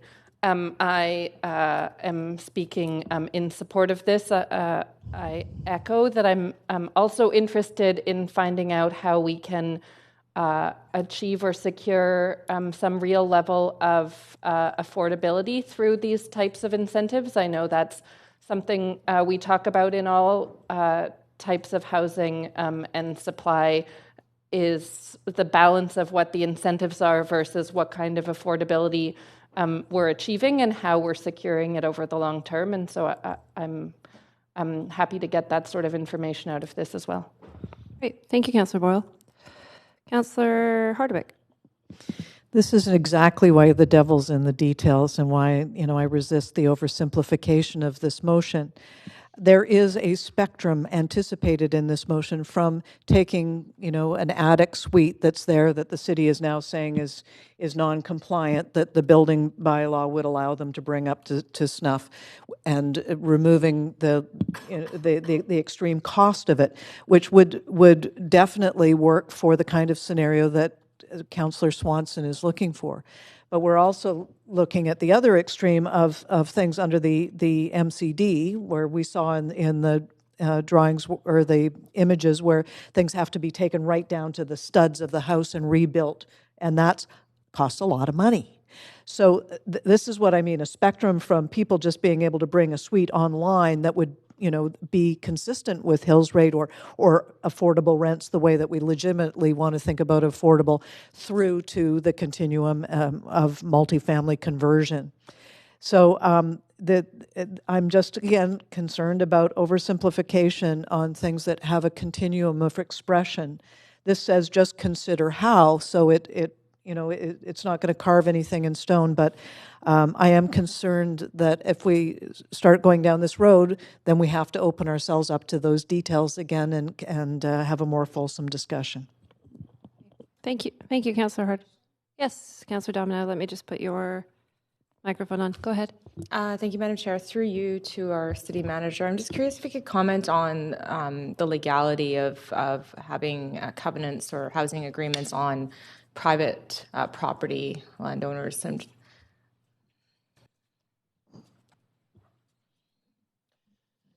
thanks. Through the chair, in consulting with law, this motion or this amendment is not out of order. It does say to consider it.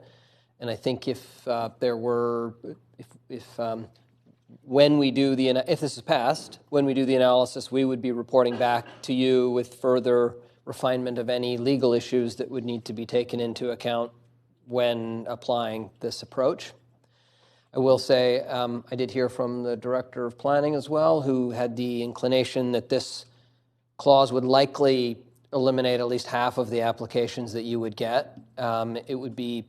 It could be quite limiting on the intent of the motion. So I just wanted to kind of put that out there as well to balance those 2 points. Thank you. I appreciate that. Thanks, Councillor Dominato, and thank you, Mr. City Manager. Councillor Dominato, I also had you on the queue. Did you have any further comments? Okay. Councillor DeGenova? I just wanted to say that for the reason that our city manager had mentioned, and I think I was talking about unintended consequences that could come of us passing this, I will not be supporting the amendment. And I think there's a place for this, and it's looking at housing agreements overall and how they can make housing most affordable in our city. Trust me, there are a lot of ways I've learned how to use a 219 or the 219 covenant in looking at the way that housing agreements can, in fact, even in strata, save money for nonprofits. People can work together, even in housing that perhaps is donated to the city by philanthropists. But that being said, I'm not sure that this is going to incentivize. In fact, I agree with what our city manager said. I was afraid that it may be a disincentive for people to move forward with considering rental at all in their homes. So for that reason, although I appreciate it, Councillor Swanson, and I could support looking at this at a different time, I can't now. I also want to remind Council, and I really thought about this earlier today, about the work that we're doing. And as we approach the budget, thinking about how much work our staff have. And the fact that they're already doing a lot of work on housing, I think almost all of us have submitted a motion that has to do with housing that will come back in the housing update. So do we want to send our staff back to do something that's this specific, or do we want them to look at housing agreements overall? So for those reasons, I'd like to thank you, Councillor Swanson, for bringing this forward, but I won't be able to support it. Thank you, Councillor DeGenova. Councillor Swanson, you have the floor. Yeah, just a couple more words on this. Earlier this week, we got a report saying that of our social housing, the social housing that was built has exceeded in numbers our targets by 2,310%. So I think that was a good rationale for us putting 25 million into social housing at the bottom end. But what this motion is doing is saying we have to look at that everywhere. We have to look at affordability everywhere. We have to be clear what our definition of affordability is. This is not saying we will have to do this. This is just saying that staff will consider it. Hills is not a low rate. I'm not saying shelter rates. I'm not saying $375 a month. I'm saying $1,300 a month for maybe an attic suite. We have to make sure that when heritage or character houses are renovated, that people who live in them now, who have relatively affordable housing, are not replaced by housing that's a lot more expensive. And this is just an attempt to consider how we could maybe make some of these units affordable. Great. Thank you, Councillor Swanson. Councillor Carr, final comments? Yes, thank you. First of all, I want to really appreciate the question to the city manager with the response back. That actually it actually turned me around on this, in the sense that that the answer that half of the current character home renovations would likely not have proceeded made me think, wow, if some of them can or could possibly proceed, what is it that makes them able to proceed? And so I'm really appreciative of the language in this amendment that said that staff consider how to use housing agreements to achieve this. I would like to hear back from staff around whether or not there's a potential. Maybe there isn't. But I think it's worthwhile us hearing back the potential, and maybe there could be some further incentives that are that really make actually the retention of character homes and the renovation of those character homes and the addition of suites in those character homes more easy, less expensive, and more desirable, with a more desirable outcome in terms of affordability. So I want to hear that information from staff, and so I'm going to support the amendment. Yes. Thank you, Councillor Carr. Just a second. Let me make sure you have a microphone. Go ahead, Mayor Stewart. Just making sure I have a list here from just a question about how many speakers are waiting in the lobby to talk about the next two motions. And I have kind of 21 on my list here. And I guess they would have been waiting last night as well. I'm just wondering if that is still the case. Is it still around 21? Yeah, according to the list that I have, and thank you for the question, I believe four listed as withdrawn, so that would leave us 17 on the next motion. Okay. So if you're suggesting that council might want to move expeditiously through this item and on to the next one? Just asking a point of information, that's all. Yes. Thanks very much. And I'm just going to expand in my answer to say thank you for raising that, because I was about to do that. Okay, great. Excellent point of information. Thank you. Councillor Hardwick, on that note, any final comments? Yeah, I'd just like to state again that there is a continuum here. Obviously, you need to make the numbers work, and what we're trying to incentivize is the creation of new housing for people across the fabric of the city. And the only word in this motion that I can take solace around is consider. Because I know that making the numbers work is so difficult. The end of the spectrum that I see this working was contained in the appendices of this motion, and specifically around the way that we were dealing with the building bylaw. And I see Councillor Carr nodding to this, because I want to make sure that point is brought home.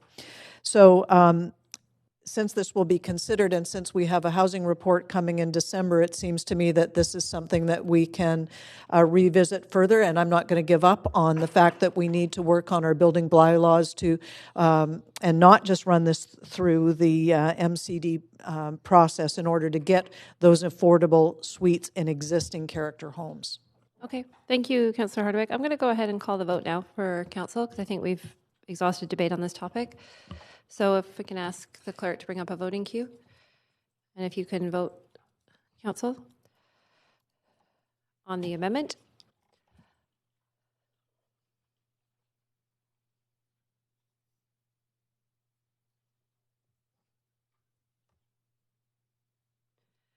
And that passes with 4 in opposition, including Councillors Kirby-Young, Bly, Dominato, and DeGenova, and 1 abstention. Okay, council, that brings us back to an amended motion now. I'm going to clear this queue. I'm going to take us back to a new queue, council. So if I can ask you to ring in. Thank you, Councillor Boyle. Okay, so just to remind council, hopefully we're on the home stretch here and we can move through so we can advance on our agenda tonight. So we now have an amended motion on the floor. Councillor Boyle.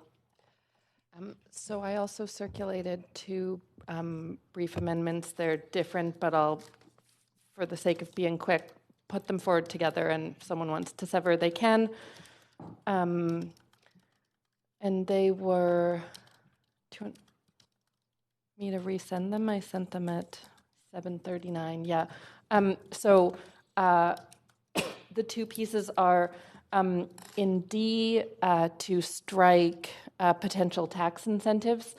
I understand in D that we're just exploring a variety of incentives, but I feel like that largely the incentive to create secondary suites is that you receive rent from the tenants who live in them. And so in the spirit of tax fairness, I'm concerned about tax incentives being of us providing incentives for folks who already own quite valuable assets to make more money off of them. I think there's lots of other ways we can look at incentivizing that for the purpose of adding stock, but don't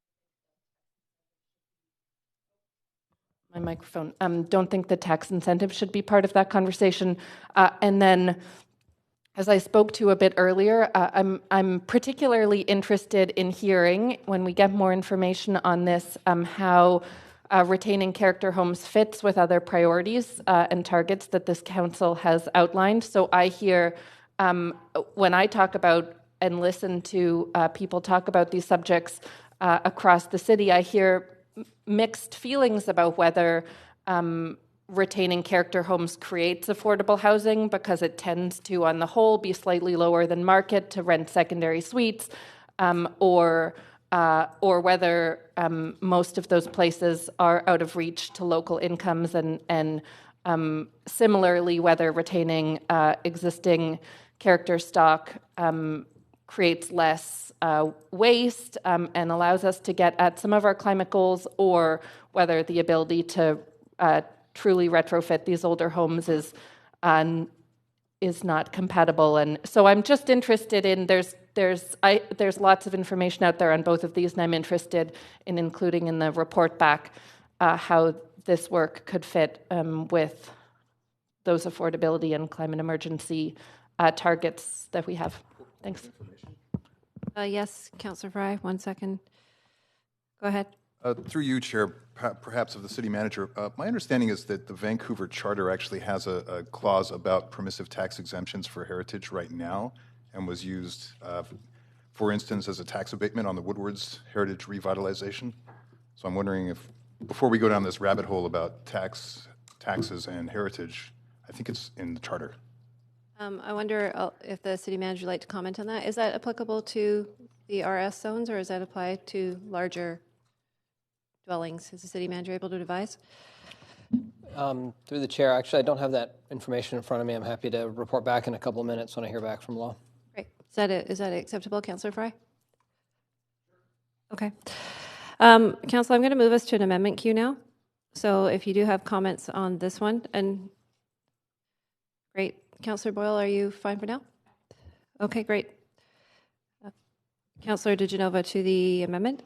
I'm a bit torn about this. It was more the comments, I think, of tax incentives that concern me. I don't just see taxes being paid by homeowners. And I was very clear on this during my election campaign and sitting at this table. I believe taxpayers in the city include renters because they pay the taxes of the homeowners through their rent. So I do believe that that contributes to rent in our city, or to increased rents in our city. And I do think that we have to be aware of that. I don't see a homeowner and say, you're a taxpayer, and see a renter and say, you're not, because a renter is a taxpayer. So I think it's really important, and I remember having this conversation a few chairs over, actually. Councillor Carr sat there, I sat there.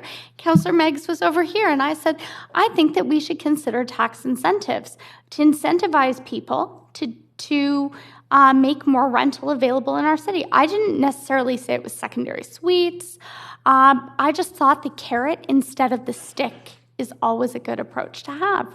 So there are ways, actually, Councillor Fry, outside of the charter, we can provide grants to people.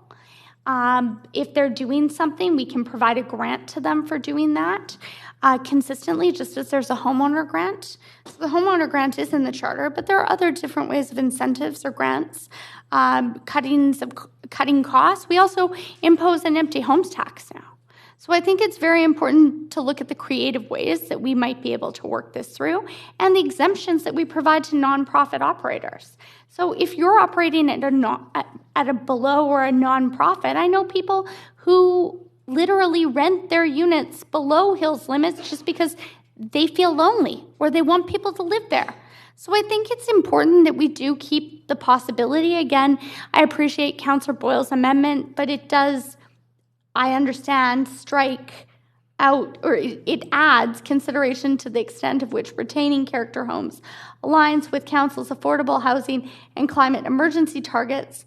And at the same time, we're talking about tax incentives. So I'm not quite sure why tax was noted in there, if this is just an addition, but I'm a bit concerned. I see it being really about what Councillor Boyle has put forward, unless I'm wrong in reading the screen, is the consideration to the extent of which retaining character homes aligns with Council's affordable housing and climate emergency targets. And I believe it was Elizabeth Murphy who came to Council several years ago and said the greenest home is the one that's already built. So I think that we are already, I don't want to put words in Ms. Murphy's mouth, but I do remember her saying that. And I think that to look at that and look at affordable housing, we have to consider both. So I'm very torn on this, but considering the comments that were made, and I do respect that, Councillor Boyle, I have to say that I just really wanted to say that taxpayers are renters too.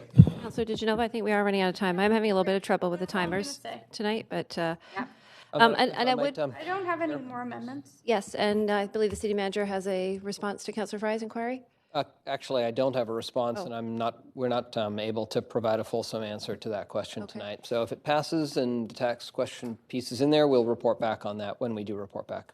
Great, thank you. And I do want to remind Council that I'm sure the speakers that are waiting would really appreciate it if we can be succinct in our comments, because I know that a lot of people waited last night as well. Well, it depends what it is. So which one is it? Yes, Councillor Fry. I just wanted to quickly flag that under the Vancouver Charter, sections 396A and 592, it does discuss heritage tax exemptions and revitalization agreements. So I just wanted to say that it is in the charter. So thank you for the information. Council can be guided accordingly and use their judgment. And I'll probably move to sever on that grounds. Okay, fantastic, great. Okay, Council, if you could try to be expeditious, I think our speakers would really appreciate it. Councillor Carr? Yes, so I would like to sever this as well, because I would like to not support D, but to support E. And I really thank Councillor Boyle for bringing in alignment with the climate emergency targets and the affordable housing targets. I think that's a very good addition. Regarding the potential tax incentives, particularly since Councillor Swanson's amendment passed, and our staff are going to be looking at potential housing, not necessarily housing agreements, but, they could be conditions on title for increased affordability. Why not look at tax incentives that might relate to that? So I would like staff to come back and report back on that. So again, sever please, and I won't support G, but will E. Thank you, Councillor Carr. Councillor Hardebeck. Oh, sorry, just a moment. Okay, go ahead. Really quickly, Councillor Fry is correct on the HRAs, and so tax waivers as part of heritage revitalization is an existing principle in the city, so I cannot support D. And with respect to E, my concern here is that the city already undertook a multi-year character home rezoning review that has been supported, and if I don't want to consider that subject together, whether we value character homes or not, I think that's been well established. So those are my comments. Thank you. I'm going to take the opportunity to make a quick comment myself. I'm actually not going to be supporting it because I am interested. You're not allowed. You are allowed to provide a short comment. No. Oh, well, that's going to move things along much more quickly. Okay, then. I think I just missed off the last person. Councillor Swanson, I believe that was you. Yes, I hope this doesn't doom the motion, but I'm going to support both parts. I think it's important that, I don't like the idea of giving tax incentives to people that are going to be benefiting from property appreciation. That's usually not factored into the profits that owners make, and I think it should be. And I totally agree that we need to consider the how this motion would align with the affordable housing and especially the climate emergency targets. So I think it's really good, two amendments. Thank you, Councillor Swanson. And Councillor Fry, finally. And only to add that in voting against D, but in support of the climate targets in E, when we sever it, I just want to add that all these permissive tax exemptions do require a 2/3 vote of council. They don't just automatically happen. It's a little bit more complicated than that. So it's a extenuating circumstances kind of thing. So there you go. Thank you, Councillor Fry. All right, if I could ask the clerk to bring us to a voting queue, please. Take the vote on the amendment. Yes, we will be severing. Yeah. So we'll be voting on the first component, which is essentially striking potential tax incentives. So if you'd like to vote now in favor or opposition, Council.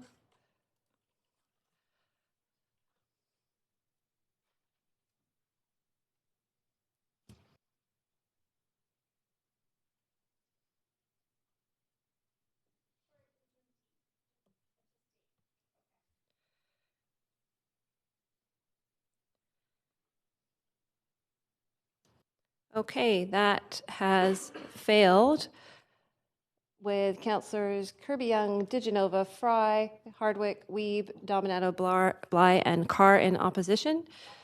We'll now move to a vote on the addition of Clause E, what you see on your screen. You can vote now.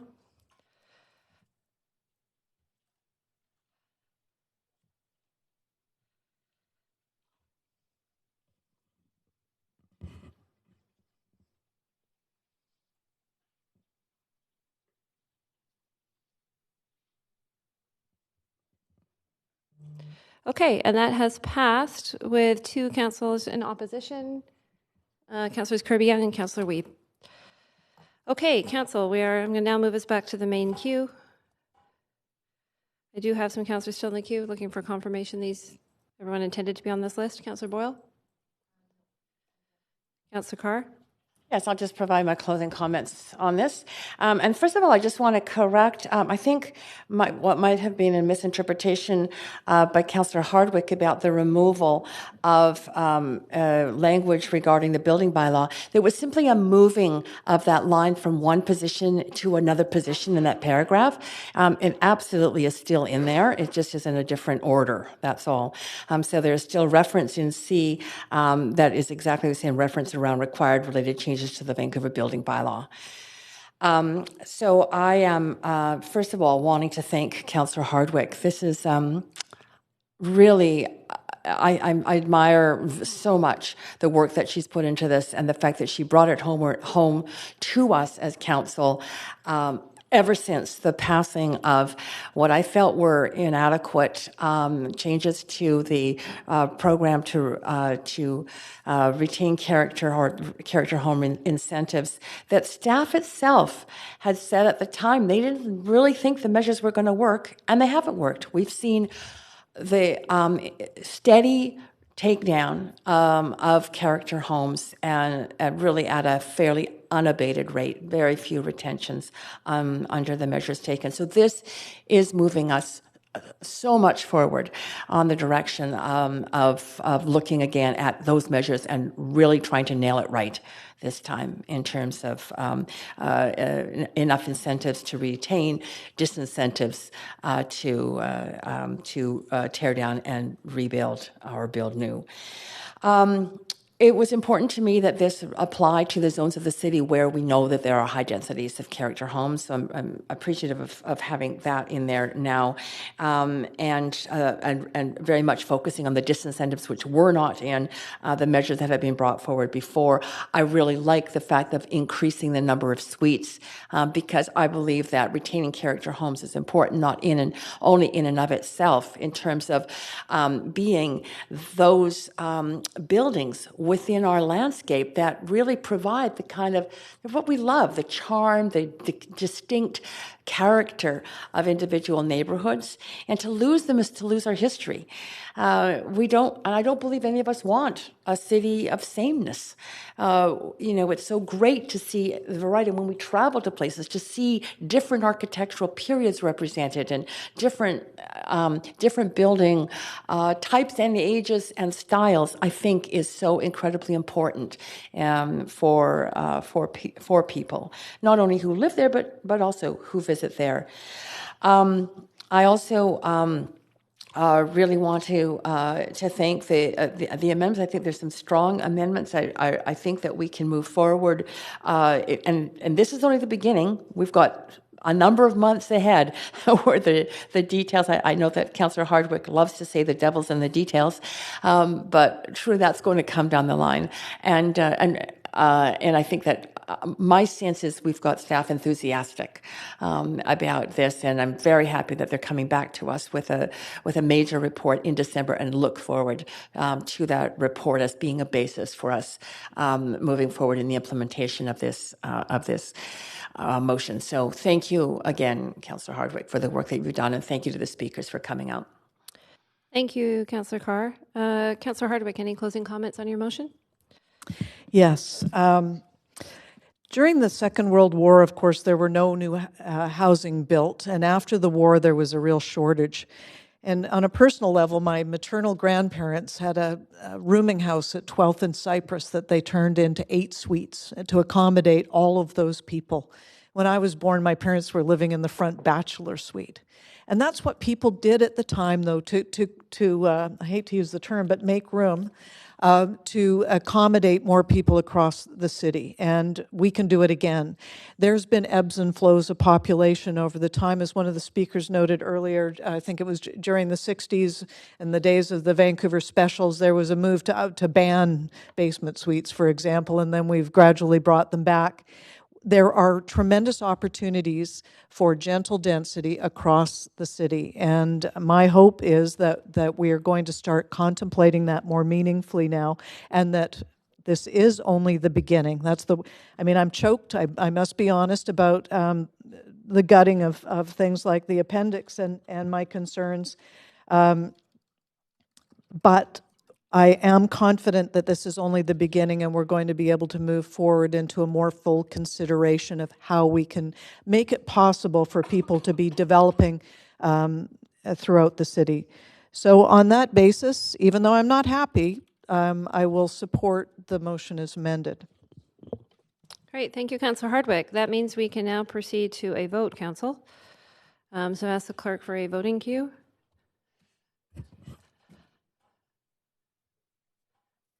And if Council can vote now.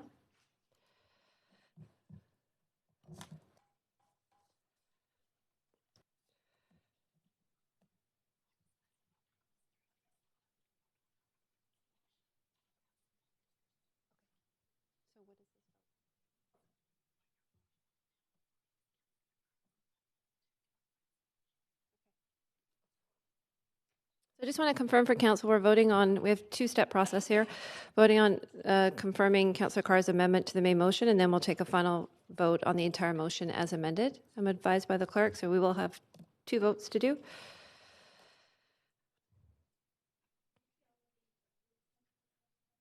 I thought we had, but I was just advised by the clerk that we needed to do both steps. Can we get confirmation? I think we need to vote on it as amended in its entirety. Is that correct? That's correct. So currently you're voting on the amendments that were brought forward by Councillor Carr to the main motion as amended by the amendments you brought forward. And then you'll need to vote on the main motion as amended. Okay, good to know. Okay, so Council, if you haven't voted yet, could you please do so? Because it looks like we have someone outstanding. Councillor Swanson, can you register your vote?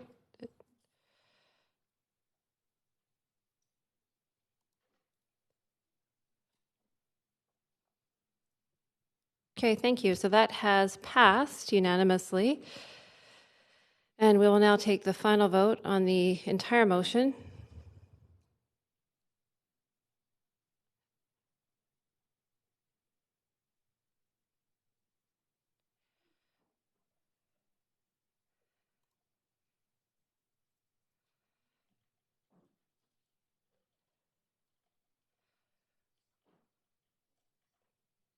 Who are we missing? Councillor Bly? Councillor Boyle? Thank you, Council. That final motion passes unanimously. That concludes this item of business. And I will now return the chair to Councillor Carr for the next item.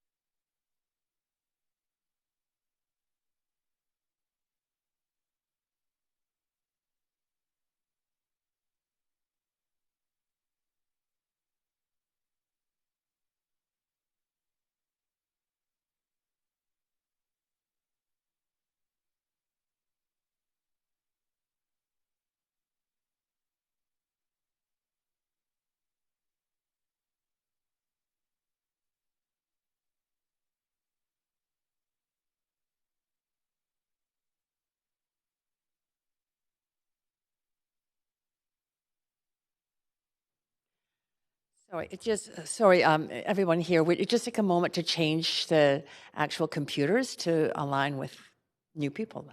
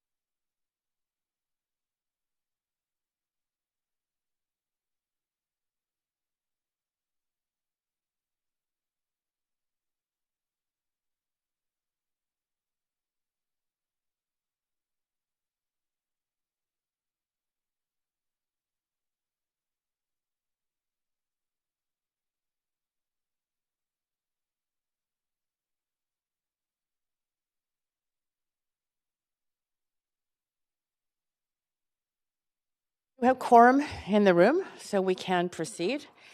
The second motion that we are dealing with now is extinguishing consumer fireworks, and thank you very much, those of you who are here to speak to this, for your patience as we went through that and switched positions here. So this was referred from the regular council meeting on October 22nd. It was moved at that time and introduced by Councillor Fry. We will now listen to speakers on this motion. We have 21 speakers. A few have withdrawn, but speakers, you have 3 minutes to address council, and you'll speak into the red light there. The podium will be adjusted for you, and you have up to 3 minutes from each councillor if they so desire to ask you questions. So please remain at the mic to see if there are councillors with questions to you. First speaker is Melanie Sutherland.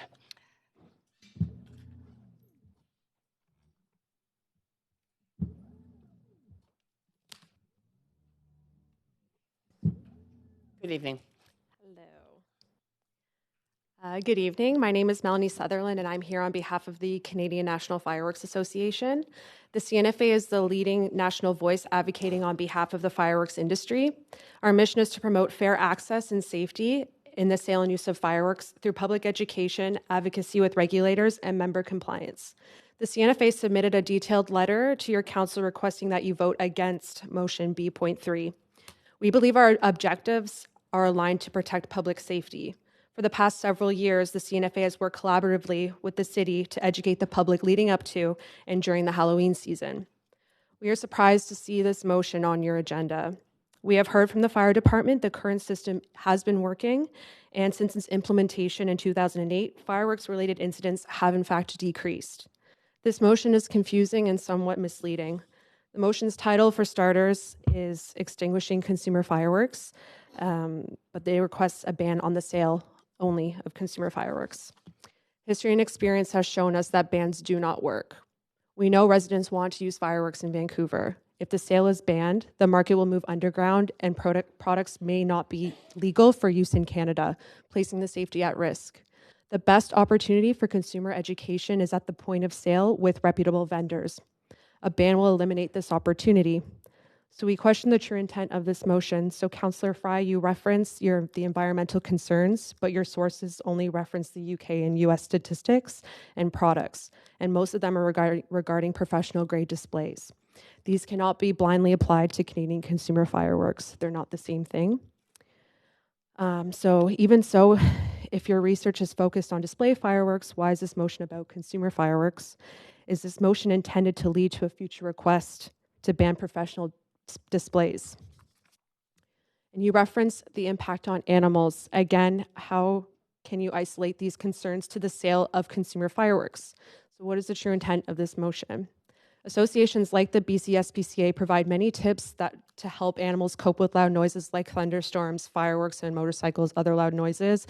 And as a pet owner myself, I follow many of these tips with my own dog, Dallas. And in fact, Vancouver's current system allows me to plan to implement these tips because I know when fireworks will be used, which is during Halloween. And you also reference damages. The average annual number in your motion is quite high, but without proper context, it's unclear that this number is boosted by a few unfortunate incidents over the years. Fire Rescue has communicated to CNFA that last year damages were approximately $30,000 and that this was an increase from previous years. So council deserves to hear all the statistics. Provincial statistics show you are 100 times more likely to sustain injury and 20 times more likely to sustain property damage from candles than fireworks. Are you going to look at banning candles as well? The current system is working, so please vote against this motion and allow us to continue to work with the city to educate the public and keep the traditions and the fun tradition alive in Vancouver. Thank you. Great, thank you. You can stay there, Ms. Sutherland. You do have questions from council. So, Councillor DiGenova, go ahead. Thanks very much, Ms. Sutherland. I do have some questions, and you had talked about public displays of fireworks because of specific language in here versus, and I'm sorry, I ask you to repeat again. So you said it's consumer fireworks? Yes, so they're consumer grade fireworks. They're also known as family fireworks or low hazard fireworks. So the displays are actually a lot smaller. You do not need a professional license to use them. They're intended for the general public, much different than pyrotechnic, larger displays that you'll see for the celebration of lights and other larger festivals, that those require a specific license in order to take out those displays. Okay, thanks very much. I noted that down. Also, I understand this looks at the city of Vancouver, but I mean, city of Vancouver could be across the street from the city of Burnaby, so you could potentially, the way this motion, it talks about banning fireworks. Do you see that as banning the sale of fireworks, banning the use of fireworks? Is it just banning all fireworks? So with this motion specifically, it does say to ban the sale, which is what other municipalities such as Burnaby has done, where Burnaby allows the use, but they do not allow the sale. The problem with this is it does give the ability for people to look for other sources, other places to purchase fireworks that aren't from reputable vendors, potentially going underground to the United States, to online, lots of online sources. They don't have that opportunity to talk with a retailer and find out what proper products they should be using. Okay, thank you. I also had someone reach out to me today from the Musqueam Nation, and they said that this wouldn't apply to them at all because technically they're on their own land. So they can sell fireworks, and they do sell fireworks there every year. So that would be outside of this, but this also would then take away, I suppose, the permitting process that they suggest to people that they go through when they buy the fireworks, because there's specific pockets of Vancouver that I was on the park board when this was passed. I think you were there actually. That there are specific areas you can't use for fireworks. You need a permit to do this, and they expect that when people buy these fireworks from them, that they will be going to get a permit. So if you can buy the fireworks at Musqueam anyways, but Musqueam doesn't execute the permit, it's the city of Vancouver. But if we ban something, I don't know that we'd have a permit for something we ban. Do you see an issue with that? Yeah, so right now the permit system is actually quite extensive and requires quite a few different things for someone to provide when they go to a consumer firework retailer in order to purchase. So it requires you to do a test. So it's a series of questions. You do have to answer them all correctly in order to obtain the permit. So in case you get something wrong, you have to find out what the correct answer is, and the retailer can help you with that. And then also fill out your address. You have your information, and then that could be done online, or you could bring in a paper copy, and that is required to purchase consumer fireworks within the city of Vancouver. There are some retailers on First Nations reserves that do follow that permit process, but also a lot, like you mentioned, that don't necessarily have to follow that process. Thank you, and that's your time, Councillor DiGenova. Thank you. Councillor Fry. Thank you, Ms. Sutherland. So the figures that were provided in the $379,000 a year, that was provided to us by Vancouver Fire Rescue, and it's based on an average over 12 years. So whereas perhaps last year was $30,000, these are the figures that we were given by our own professionals at the fire department. So when you say that the system's working, whereabouts in Vancouver do you live? Or do you live in Vancouver? Yep, I'm in Olympic Village. Okay, so I mean, you know that the system is designed to limit fireworks to only on Halloween, yet they're not. The online application system is, frankly, it doesn't let you leave the page until you answer all the questions correctly, so it's really not a very skill-enhanced opportunity. It's really quite a simple process. I've filled it out myself, and it doesn't really oblige people. I mean, the minimum required for setting these off is on private property at 30 meters by 30 meters, yet we see firework detritus throughout our park systems throughout the month of October, so clearly the system's not working. I'm wondering how you feel that the system is working. So incidents have gone down since 2008, since bringing in the current permit system we have now in the fire department. We work very closely and collaboratively with them each year. We participate in their annual safety press conference, and last year it was said that incidents have gone down with the current system in place. And through education, we are able to, us as an association, educate the public on proper use, and also with retailers that have applied for their licenses and their reputable vendors. When people go in and they're looking for products specific to their private property, they're able to recommend products based on their lot size, as opposed to someone not having that access to someone who knows what they're doing, and they're looking at other avenues like online and other resources where you don't have that point of education. Right. Okay, so moving along, where we talk about a ban would drive sales underground, and I'm when I make this comparison, I'm not suggesting that fireworks are nearly as dangerous as firearms, but the argument's made consistently by the National Rifle Association that guns don't kill people, people kill people, and but what we found, of course, is that, and certainly they don't sell weapons to shoot up malls or schools, but that's happens in the States, whereas here in Canada, where we have a ban on assault rifles and the like, we don't see as many of those incidences. So is it safe to say that a ban doesn't necessarily equate with an increase in underground illegal activities, but a ban actually eliminates access to those harmful products that we want to dissuade people from using? I do want to make it clear that the consumer fireworks are federally tested and approved before they're approved for use by consumers. So they're not illegal products. They are very legal products that are regulated across the country. These aren't U.S. Firecrackers. They are not the same nature. I'm not sure if that's... Well, yeah, I was going more with your time, Councillor Fry. Oh, okay. Yeah, sorry about that. But you do have more questions. Councillor Weeb. Yeah, mine's a follow-up on the last point there. We said that they're not illegal in Canada. So shopping online, what do you know or have numbers of how many of the consumer fireworks Vancouverites are buying online versus going to a store where someone does have the educational expertise to kind of work with them? I don't have those specific numbers. I can have some of our retailers speak of like how many customers they tend to have like during their selling period, because it is only for a week. With online, since consumer fireworks are federally tested and approved, you can purchase them online, federally approved products, but then you don't have the ability to differentiate when you're seeing something online if you're looking on, say, like Craigslist, and we don't have a way to track who's buying consumer fireworks or buying fireworks at all off of those second or third party websites. We don't have a way to track that. Okay, and then after the 2007, 2008 kind of changes to how Vancouver's handling fireworks and firecrackers, did we see more people move to consumer fireworks that were more regulated by adults because you have to be over 19 than the firecrackers that were kind of more prevalent beforehand? Was there kind of change in the injuries and more?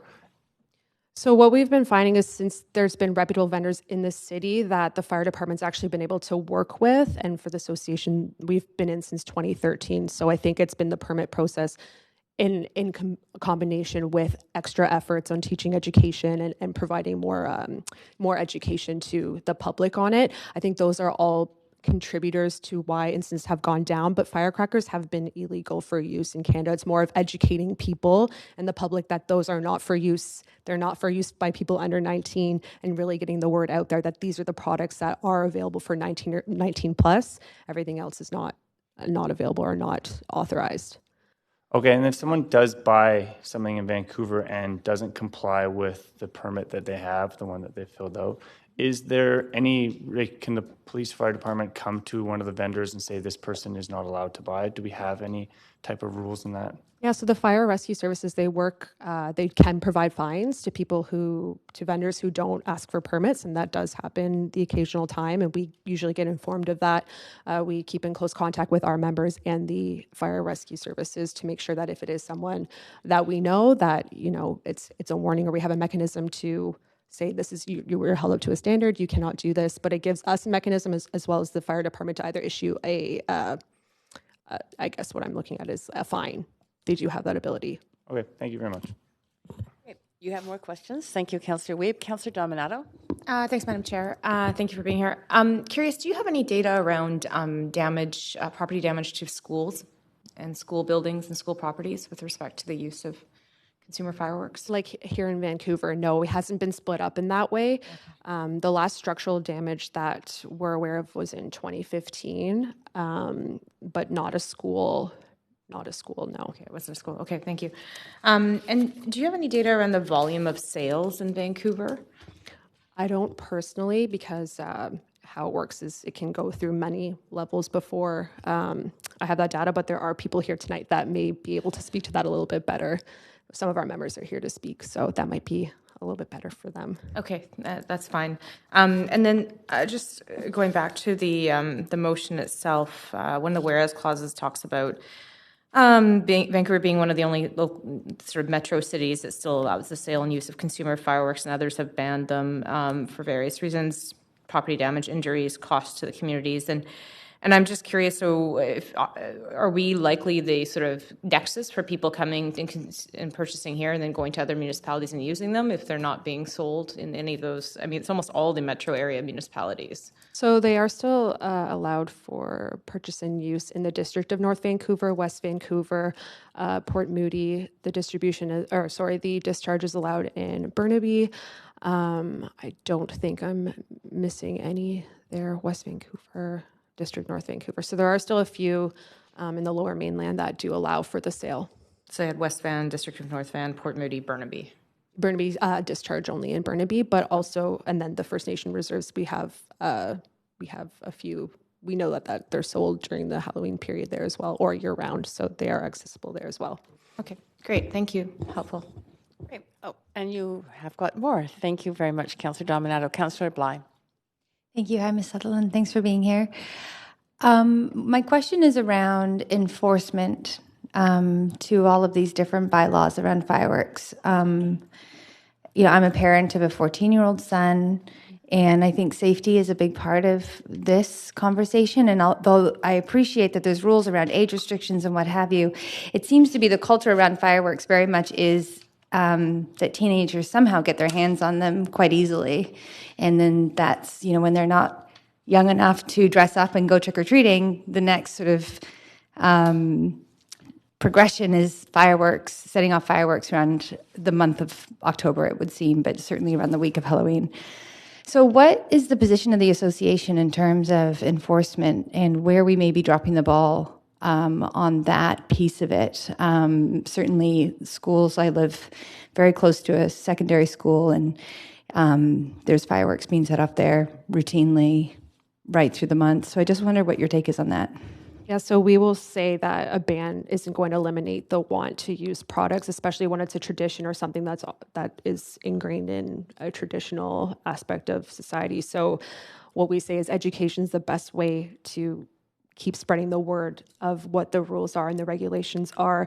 We work with I think I've mentioned the fire rescue services, and they have different focus areas every year. So they, will focus on educating children or going to schools and teaching children that they will take home to their parents and make sure that that line of communication remains open, that they should not be using them. So really, it's just as long as we have enforceable regulations and we have not a complete ban, we're able to continue those efforts to work with the city and different organizations to keep promoting, and our retailers, our members, to keep promoting the safety aspect, and that you have to be 19 years or older. If we don't have that ability, we can't continue to promote that message if it's a complete ban. Got it. A personal question. You don't have to answer any question you don't want to. Why do you do what you do? I guess I've been involved with the fireworks industry for a couple of years now. My background is in political science and legal studies, and I came out of school and I kind of got introduced to the Canadian National Fireworks Association, and they needed some help with their communications and their outreach. So I got involved on a government relations, public relations side to help promoting the association. Okay, thank you. No problem. Great, and that is it. Thank you so much. Thank you. Great, and we are now on to Ray Greenwood. Mr. Greenwood, welcome to City Hall Chambers. You're no stranger in our midst, so I think you know the drill here. Good evening. Let me just put my glasses on first so I can see what we're doing.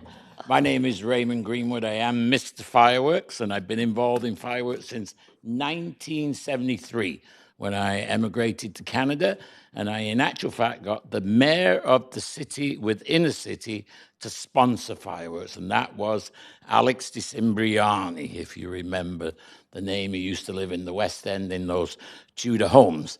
And then from there, I ran the Sea Festival, which is another debate we should have in the city back again one of these days. We took the fun out of the city, and I don't want to take the fun out with banning fireworks, family fireworks. And then my wife and I brought in the Benson and Hedges Symphony of Fire in 1990. So I think I have a little bit of experience in consumer and display fireworks.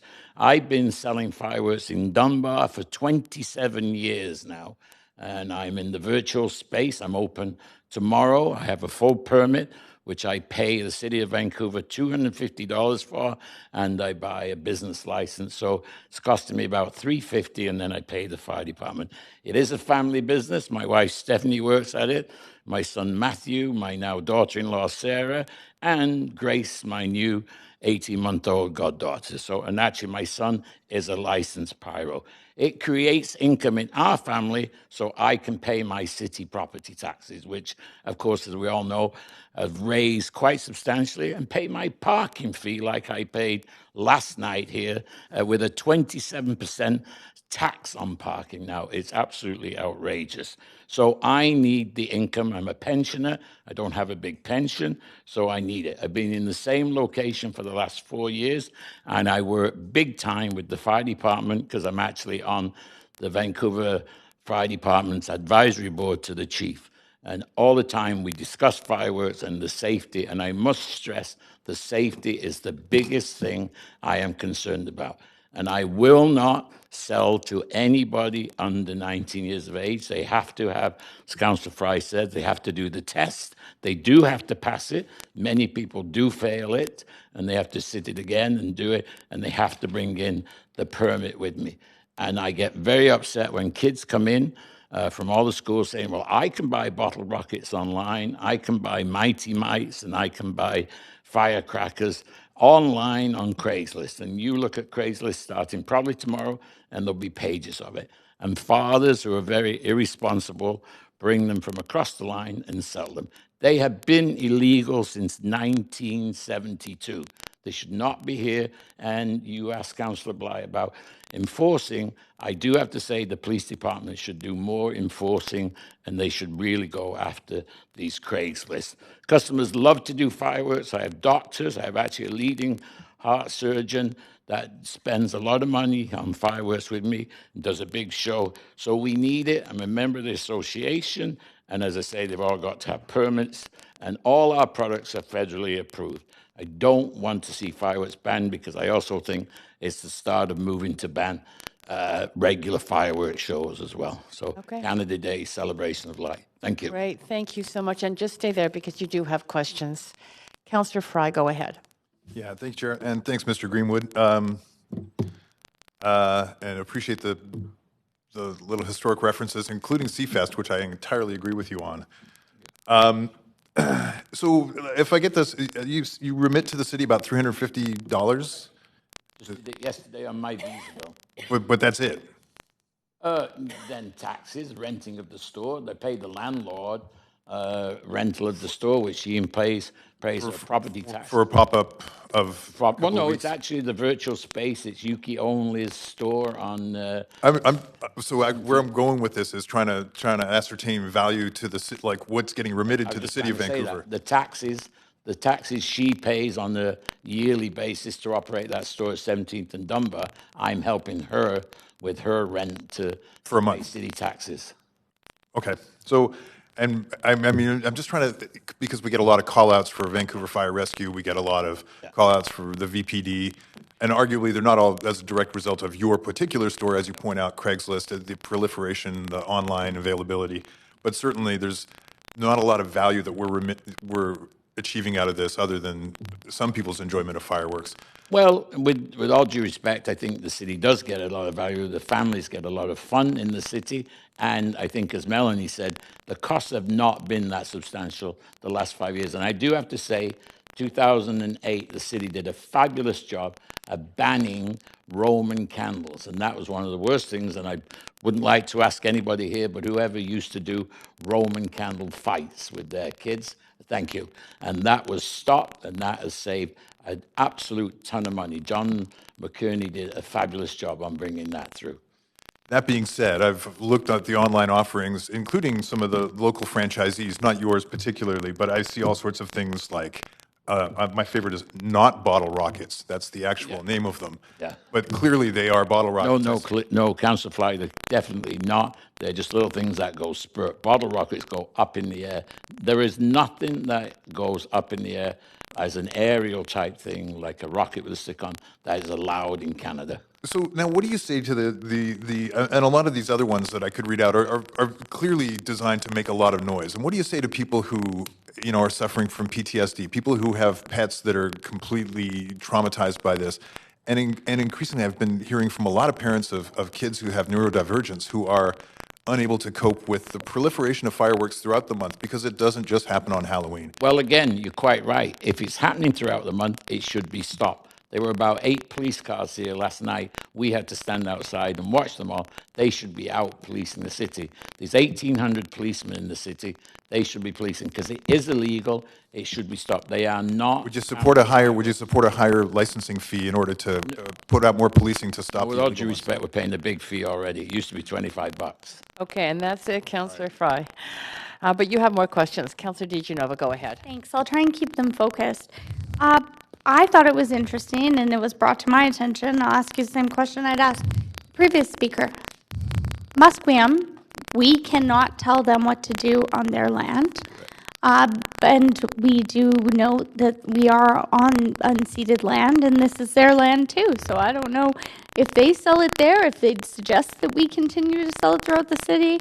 I'm not sure. I'll try and ask Councillor Fry afterwards if he's spoken with our First Nations, considering we are a city of reconciliation. And I understand that the Musqueam Nation intends to continue selling fireworks. I'm asking you, does that bring concerns to you that without the permitting process, that education, and although it may be small, but there is some education there, might be lost? And to Councillor Bly's point about, children who are maybe a little too old to trick-or-treat, although I still give candy to people of all ages who come trick-or-treating. Do you have a concern that maybe with that there'll be some safety issues? Councillor DiGenova, I really do. They sell more than family fireworks. They sell exactly what we're referring to, bottle rockets, firecrackers, because they're allowed to. They do. And as a matter of fact, you go over to North Vancouver on the one I just saw it the other day, Capilano Road, they're already selling fireworks. There's huge signs up as you go to what was the plaza. Capilano Squamish, Capilano Squamish Nation. Yeah. I'm talking specifically about Musqueam Nation. Not that they're not all of our 3 nations. Yeah. They're all very important. But the conversation I had was with someone at Musqueam, which when you leave Musqueam, you're in the city of Vancouver.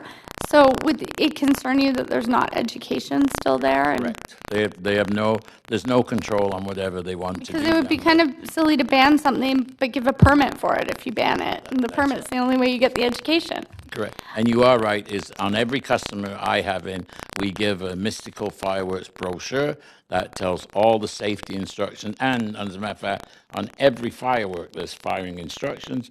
And on what we call a family box, which excludes in Vancouver any Roman candles, is a complete description on how to let off fireworks. So I have one more question for you, and full disclosure, I don't have time to light off fireworks. It'd be a miracle if I get my kid into a costume and out trick-or-treating on time.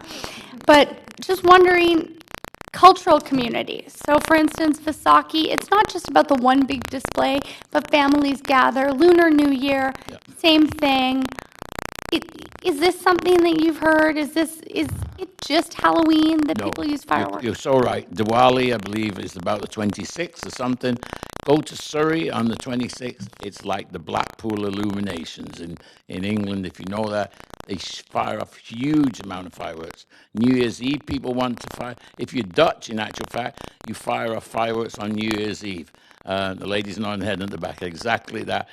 So fireworks, we were actually the city, we're going backwards with this motion, all due respect, Councillor Fry. We were talking about opening it up for Diwali, for Canada Day, and for New Year's Eve to allow fireworks, the last council, and now we're going backwards. We do not want to take the fun out of the city of Vancouver. We were there 12 years ago. Let's not do it now. I'm over time, so thank you very much. That's right, you are. Councillor Bly. Hi, Mr. Greenwood. So just to further what you were just touching on there at the end of Councillor DiGenova's time, the motion does call for an exemption in terms of display fireworks related to cultural events. So I wonder your thoughts on that. Well, I am concerned reading some of the motion that it is going towards to say eventually let's ban displays because what it does to the environment. If you go to Disneyland, as a matter of fact, Disney Corporation is the largest user of fireworks in the world, the largest customer, and they've done tons of research which we can supply that it doesn't affect anything. Okay, thank you. I mean, I feel, okay, so I won't get into debate now. M80s. M80s, Can you tell, are they? Illegal. If your son has them, he should be arrested. Okay, since this is on record and live streamed, he does not have an M80 for the record. And he's a nice boy, I've heard. So. He is a nice boy. He'll be thrilled we're talking about him. Okay, but kids do have these. Yeah. I mean, in a Vancouver School Board school, one was exploded inside a toilet this month.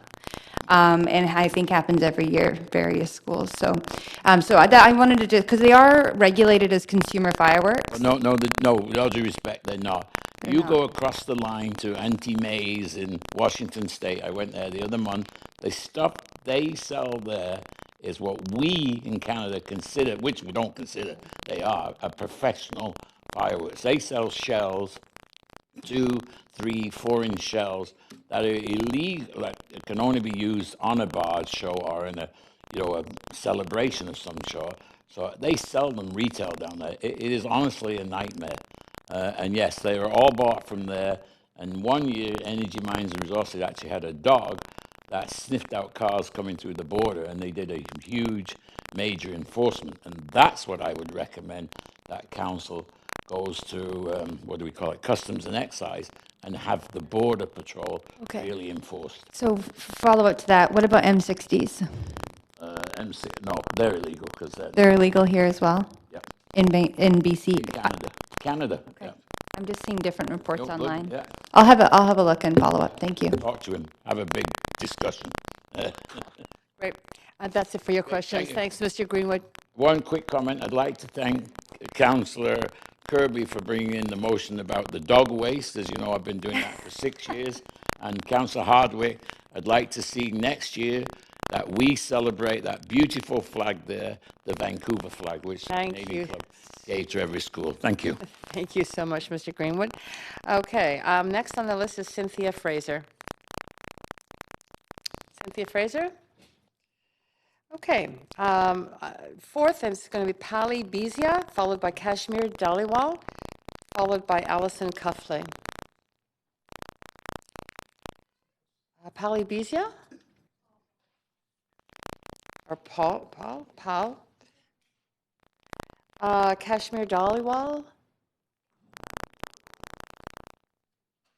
Alison Cuffley.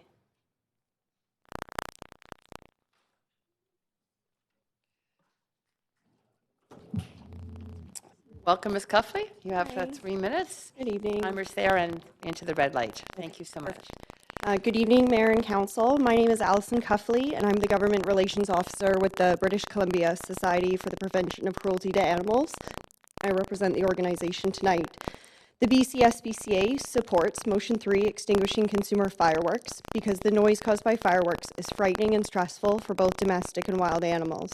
As a science and research-based organization, the BC SPCA's support is because of significant data that suggests exploding fireworks create serious issues for animals in our communities. Spooking companion animals, causing them to panic, run away, or dart into traffic is a major concern, such as the 2016 case where a 10-year-old dog named Maggie was spooked from an off-leash dog area and ran onto nearby SkyTrain tracks. Dogs who are normally friendly can act out of character, placing members of the public, including children, at risk. In recent years, there have been mass bird deaths in North America that have been directly attributed to evenings of fireworks. Both birds and wild mammals can be scared out of dens and roosting sites, leading them to fly into buildings and run into busy streets to be injured or killed. Those that do survive can still be significantly disturbed, leading to reductions in natural feeding and breeding behaviors, as well as the abandonment of their young in nests or dens. And in addition, harmful smoke and garbage waste from fireworks are secondary threats to the health of local wildlife. Restricting firework use on private and non-designated public property will not completely solve these issues. However, it will greatly reduce the risks and stress experienced by the thousands of wild and companion animals who call Vancouver home. Thank you. That's great. Thank you so much. And you do have questions. Councillor Fry. Yeah, thank you. Thank you for joining us. Now, do you see a marked increase at the shelter and in the hospital as a result of fireworks? Yeah, the BCSPCA in Vancouver doesn't do animal control. That's run by the City of Vancouver, so I don't actually have any data about the number of animals picked up that evening. However, anecdotally, our night emergency personnel do experience a huge influx of calls as they're only attending medical emergencies on their evening. Now, and BCSPCA have different branches operating in different municipalities throughout Metro. We have 44 locations across the province, and we're in every Metro Vancouver. Do you note a correlation between the amount of calls and where we have bans? I mean, and understand if you don't know where we have bans, but yeah, I would need to get that data from our night emergency personnel, but I do know that it is a single person who covers from Hope to Whistler, and they, in every area, face these kinds of risks, but particularly in Vancouver, they get the most amount of calls on Halloween night. So, and is it mostly the noise that is really like, I guess it's the startling nature of the noise and the unpredictability that. Yeah, it's mostly based on the noise as well as the smell. Animals, especially dogs, are so much more sensitive than we are, and especially in the case of Maggie, the fireworks were set off in the middle of the day adjacent to the dog park. So it was probably a combination of noise and the smells. Okay, thank you. Great. That's it for questions, but thank you so much for coming. Yeah, thank you. Bill Reynaud, followed by Shane Cameron. Welcome, Mr. Reynaud.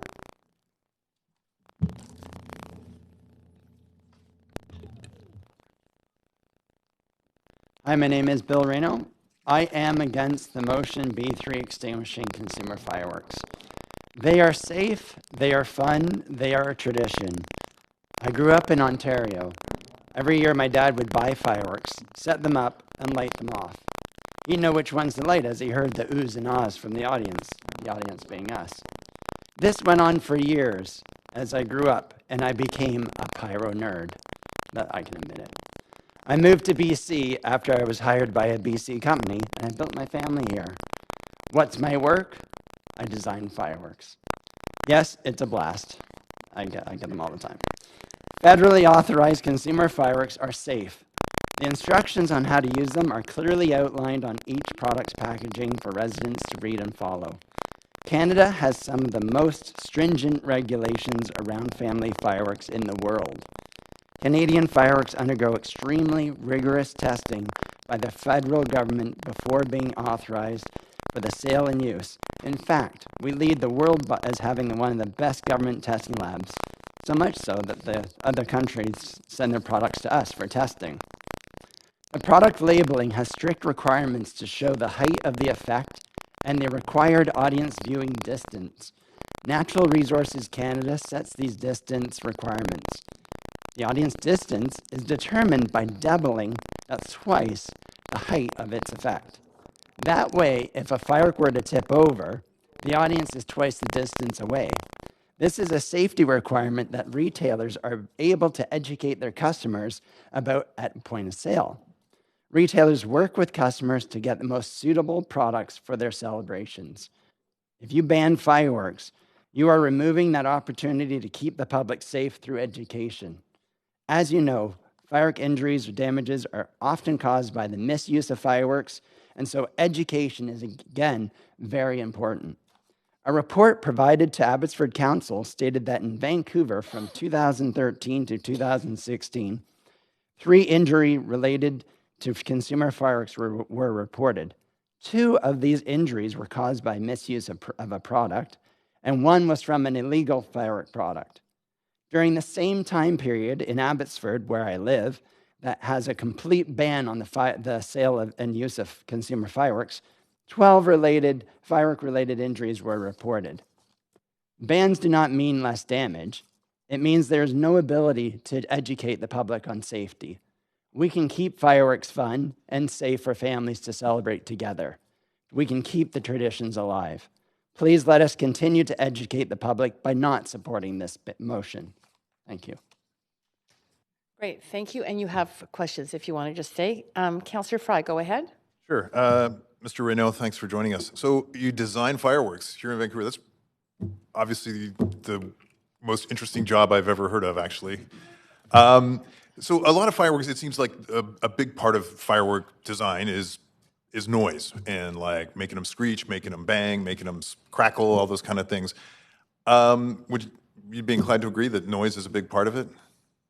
There's always, you have to have the boom to have the effect. Yeah. And in Vancouver, we do not allow the effect to end with just a flash. It has to have an effect to it. Right, and we have no decibel limits, unlike Europe and the United Kingdom, where they have strict decibel limits on the kind of fireworks that can be sold. There's none, and as I can see from a lot of the products on offer, and living in Vancouver, where we have a more dense urban form, and explosions bounce off other buildings and actually have like a pretty profound echo, what would you say to the folks who actually are really suffering from the noise that's being produced by fireworks and the fact that clearly the residents of Vancouver who use fireworks are not adhering to the prescribed one day only and are doing them at pretty random intervals throughout the month of October and sometimes longer? What do you say to those folks who are suffering from the noise effects? Well, first of all, it's incorrect to say that the noise is not regulated.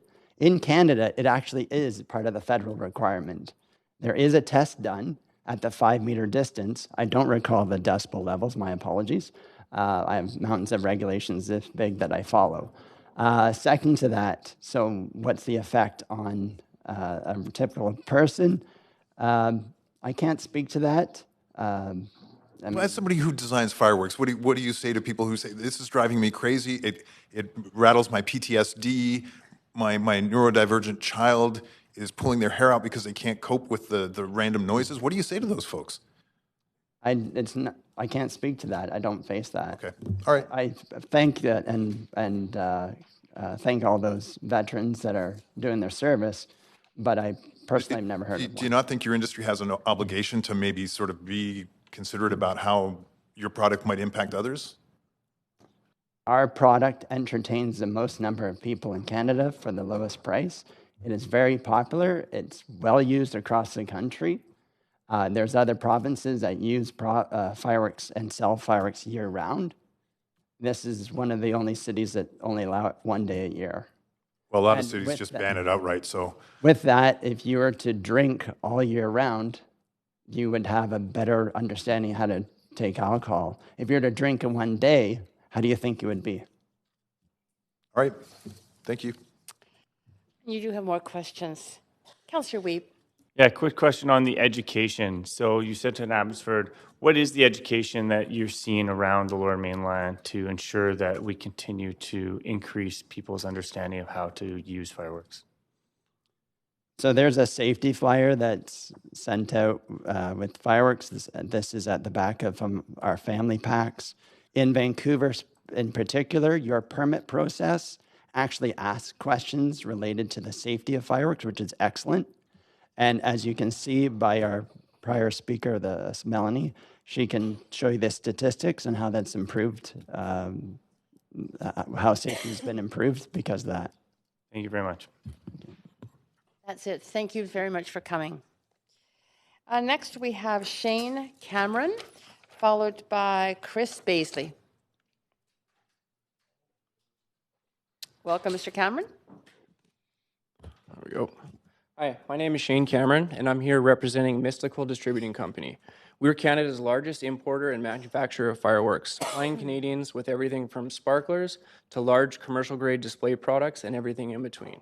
Our company is a member and strong supporter of the Canadian National Fireworks Association, who you heard from earlier. I'm here today to speak against Motion B3, extinguishing consumer fireworks.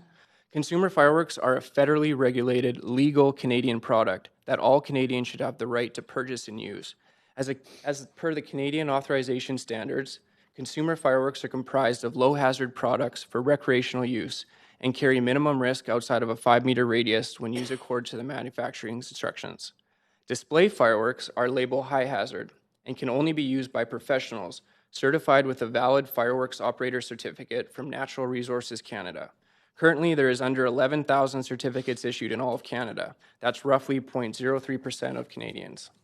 I've been working in the fireworks industry for most of my life, and what most of you here today may not know is that Canada has some of the most restrictive fireworks standards in the world. Every firework approved for use is first authorized by the federal government. They are put through an extensive series of tests in order to ensure that every item meets design and performance safety requirements in accordance with Natural Resources Canada. To best ensure that these legal, safe consumer products are what is being used by the public, they should continue to have access to reputable stores in their community to purchase from. If safety is of concern, why would you take the ability away for residents to ask their retailer what, where, and how to use a product safely, and instead leave them to find the product elsewhere, like online or through the underground market? This is what will happen if you pass this motion. The demand for consumer fireworks will not go away with a ban. Councillor Fry provides injury statistics from the United States. Comparing the US to Canada is like comparing apples to oranges, and it's irrelevant. Fireworks available for purchase in the US are usually far greater and more powerful than what's legal in Canada. In the US, consumers are allowed to purchase and use products such as firecrackers, missiles, reloadable shell kits, and rockets. These products are all illegal for use in Canada because they do not meet Canadian standards for safety, so it's misleading to apply US statistics to Canada. In Councillor Fry's motion, he references that in 2017, 8 people died from fireworks-related incidents in the U.S. I'm also a member of the American Pyrotechnics Association, and I can tell you that all 8 of those incidents involved misuse of products that are illegal for consumer use in Canada. There have been 0 deaths in Canada from consumer fireworks over the past 30 years. As a society, we trust that Canadians know how to abide by safety guidelines to enjoy fun activities. We do this with candles on birthday cakes and campfires during the summer. We ask that Council does not approve this motion and allow residents to continue to celebrate with consumer fireworks safely as you do other activities. Thank you. Great. Thank you so much. I don't see any questions from councillors, but thank you so much for coming. So Chris Baisley, followed by Jay Lemoine. Welcome, Mr. Baisley. Hi, I think there's a presentation too, so if that's loaded up. It is? Okay, great. My name is Chris Baisley. I'm here representing myself, but also over 1,500 City of Vancouver residents who signed my petition, which was entitled Ban the Sale, Possession, and Use of Consumer Fireworks, Not Display Fireworks, in the City of Vancouver. We all support Councillor Fry's motion to extinguish consumer fireworks. They are a scourge on the city of Vancouver. Immediately after they go on sale, 5 days prior to Halloween, the detonations start. All hours of day and night, random explosions for weeks and often for months. All of this activity is on public property, streets, alleys, parks, and schoolyards. All of this activity I just mentioned is in clear contravention of the current bylaws, which are 100% ineffective. What is now known as fireworks season creates an atmosphere of annoyance at a minimum and extreme distress at a maximum. Everyone's affected by this, but most acutely, small children and their parents, pets and their owners, PTSD sufferers. I've heard from people in all of these categories, both personally and through the petition. I encourage you to look at the 17 pages of comments I provided to you along with the petition. Consumer fireworks are having real and serious impact on many people's lives. And paradoxically, they actually ruin Halloween for many people. Events like trick-or-treating in neighborhoods and events like the Parade of Lost Souls are made intolerable by continual fireworks discharge. Let's see if this works. So in Vancouver, as you know, we've seen loss of a home, loss of a pet, damage to schools, damage to transit vehicles, and tragically once, loss of eyesight in one eye. How would each of you feel if that was your eye, your dog, or your house, and all due to acts of vandalism that are facilitated by city bylaws? Vancouver has proven that fireworks buyers will not abide by restrictions on the time and place where consumer fireworks may be used. The experiment of the current bylaws has clearly failed. So it's now time to impose a crisp and simple bylaw that simply bans not just the sale, but the use and possession of consumer fireworks everywhere and at all times and for all occasions. This is what I have to say, and the over 1,500 other City of Vancouver residents who signed my petition have to say. But what do the professional stakeholders advise? VPD essentially says ban them. VFRS, ban them. Fire Chiefs Association, ban them. SPCA, ban them. The VFRS deputy chief says these things cause tremendous property damage, stress, injury, or death. Average damage is $400,000 a year, and I know that does not include the cost of cleanup or VPD time or Vancouver fire response time. It's simply damages. So the case to extinguish consumer fireworks is very clear, and on behalf of almost 1,600 signatories to my petition, I ask that Council support this motion. Thanks. Great, thank you so much. And once the lights come on, you do have some questions, so if you want to just stay there. We'll get the lights in a second, I hope. Great, thanks so much. Councillor DiGenova, go ahead. Thank you very much for coming back this evening. I sat on the park board, and I heard actually the SPCA and others tell me at the time that I was a park board commissioner when City of Vancouver Park Board changed the rules in 2013, I think it was,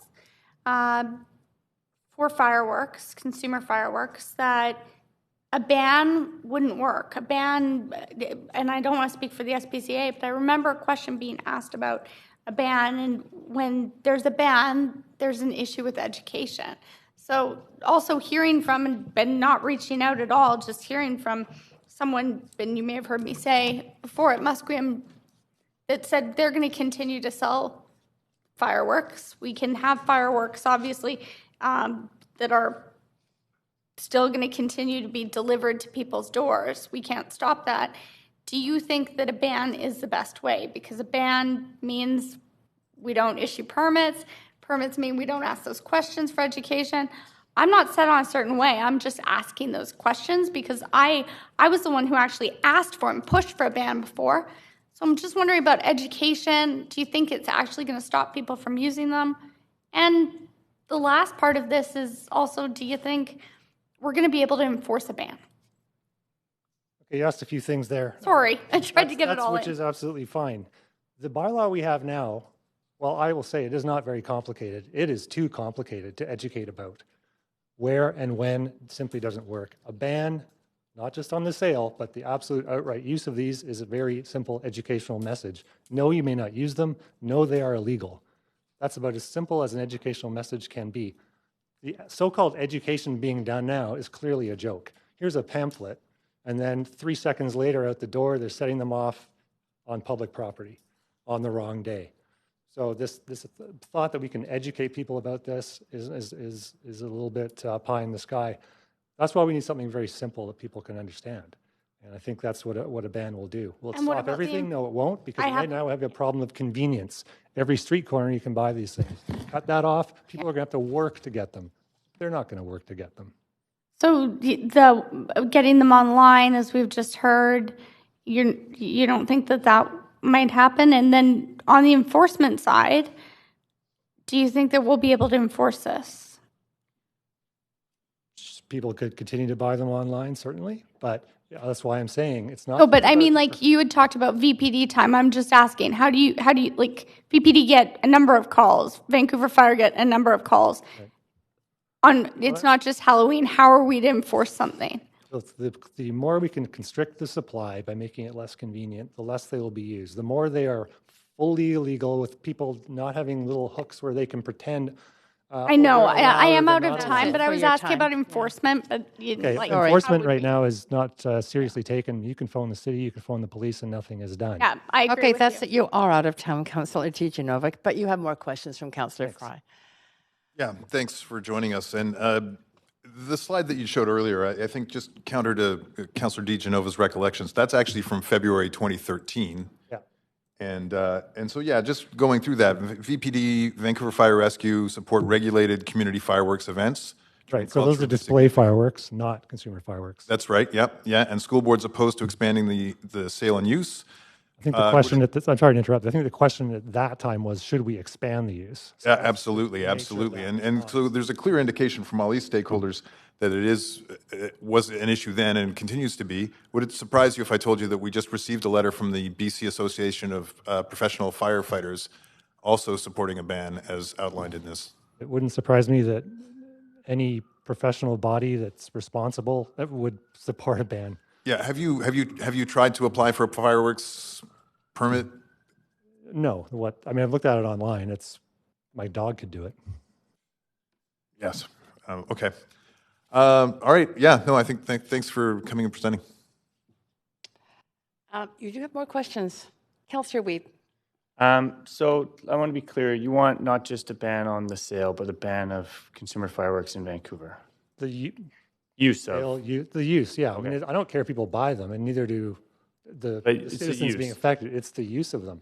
Okay, so you would see if there was a family down the street having fireworks that the police need to go down there and stop it. That's kind of what you see envisioned in the future. And eventually, once this has permeated that these things are simply not permitted, then certainly why not? Okay, thank you. Oh, and you do have more questions. Thank you, Councillor Kirby-Young. So just a quick follow-up on that. You'd rather see Vancouver take a comprehensive approach. So the municipality examples were referenced earlier where they ban sale or use, permit one or the other. It doesn't make sense to you, right? It's absolutely ridiculous. I think they weren't strong enough to, at the time, this is my assumption, they weren't strong enough, and people in your position weren't strong enough at the time to ban the use, so they conveniently banned the sale. If you look at the map, which I have, by the way, this may not be completely accurate because it's from the media. This shows you where they're completely restricted and where they're not. And so I think, is Vancouver a nexus of supply? Absolutely it is. Burnaby, I'll walk a block over to Vancouver and buy my fireworks and take them home. Right, that was my thought. Thank you. I have submitted an amendment to that effect. I appreciate your comments. Thanks. Great. Thank you, and that is it for your questions. Next we have Jay Lemoine, followed by Richard Major, and then Parminder Gill. Is it Lemoine? Thank you, Councillor Carr. It's very rare to hear my name pronounced correctly in Vancouver, so thank you. Lemoine, but I do go by Lemoine in Vancouver. Good evening, councillors and mayor. Thank you for the opportunity to speak in favor of Councillor Fry's proposal to ban the sale of fireworks in Vancouver. My name is Jay Lemoine, and I have resided in the Douglas Park area of the city for more than 20 years. As many of you may know, Douglas Park is one of the most popular neighborhoods in the city on Halloween night. Many houses will see hundreds of children come by trick-or-treating. This is the magical part of Halloween, and I'm not here to oppose the great fun that is had on this holiday, but rather to share with you my concerns and observations on the increasingly dangerous use of fireworks that I witness year after year from the vantage point from my house across from Heather Park.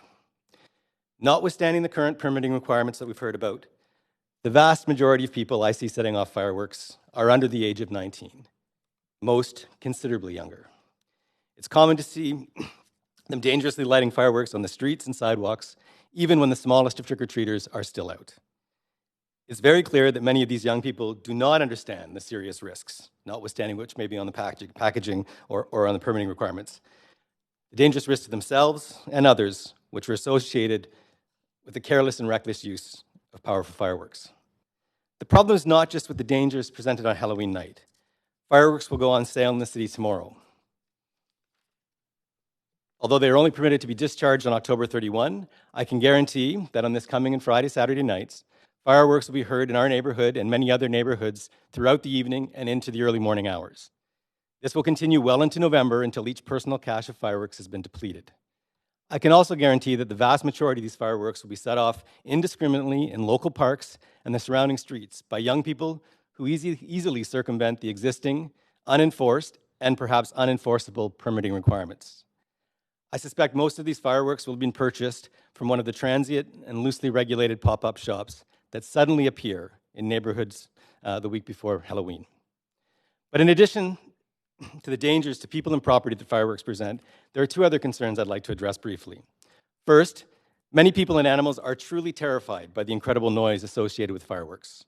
Personally, I will spend the coming nights trying to comfort my large 90-pound dog, who will be cowering and panting on our basement floor every night from when the onslaught begins this weekend until mid-November. Animal experts tell us that many dogs, cats, birds, squirrels, and other urban wildlife suffer the same way. Is this really necessary?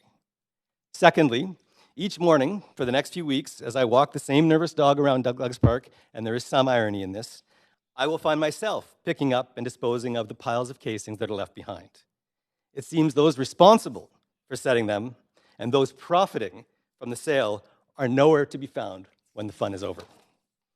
While my evidence is admittedly anecdotal, it is gathered from 20 years of living across the street from a park in one of the city's ground zeros on Halloween fun.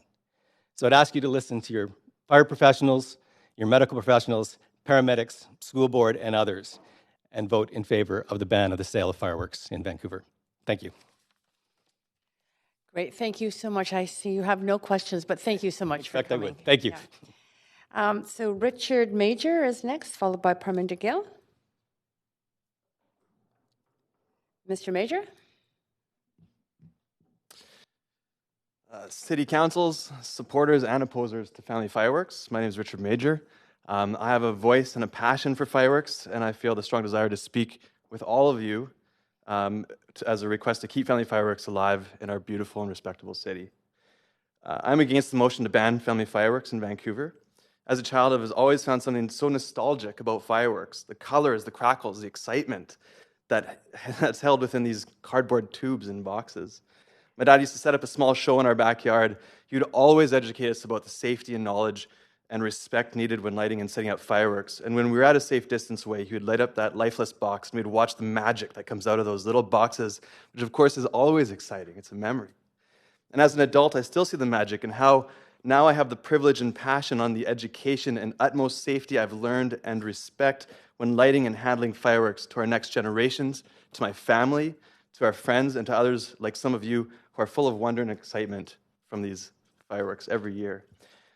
These days, I've gone one step further and now set up a store with my wife where we're able to educate and provide knowledge towards the safety of fireworks to excited patrons from the experienced to the naive. And it's more than just a pamphlet. We pride ourselves in showing displays of how to set up fireworks with what they call dummy fireworks. So it's more than just that. It's an actual true education. My dog also has never been able to do the permit, so she might not be as smart as the one displayed who said that even dogs can fill them out. My wife and I have also been able to put money aside not only to double down on our mortgage, we've also been able to provide all of the financial needs for our son to be able to go to any college or university they want from the profits of the sales of fireworks. Perhaps some of you counselors who have children and financial goals may want to consider getting into the fireworks industry for this 1 week that we're allowed for this very reason.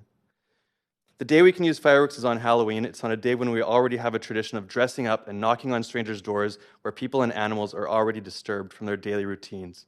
Many people have memories and opinions about animals and their fireworks, and of course, memories are remembered through the emotions we feel at the time of the event. And unfortunately for some of us, these memories are not good. I've had my own significant impact on this. And instead of taking a negative approach, I've taken a proactive approach. My puppy, my 8-month-old puppy, who's only 7 pounds, loves fireworks, and I've actually educated her on what noise and these fireworks can be, and I'd be happy to share that knowledge with you as well. I ask that you keep the freedom of choice with these fireworks and allow us this one day to see the magic in our own backyards, like many of us did as children.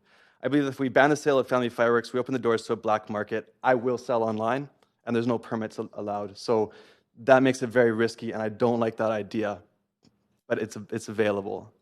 And even though I may not have the facts that others, very credible presenters, have offered to you, I do want to encourage education and knowledge to everybody, including all of you. So please ask me the questions you have, and I'll be happy to answer them to the best of my knowledge and abilities. And if you don't have any questions, I hope that you have enough factual information to make a choice in favor of keeping family fireworks alive. Thank you. Oh, thank you. Great timing. You do have questions. Councillor Fry. Thanks, Chair. Thanks, Mr. Major. So appreciated the story about your dad. That sounds awesome.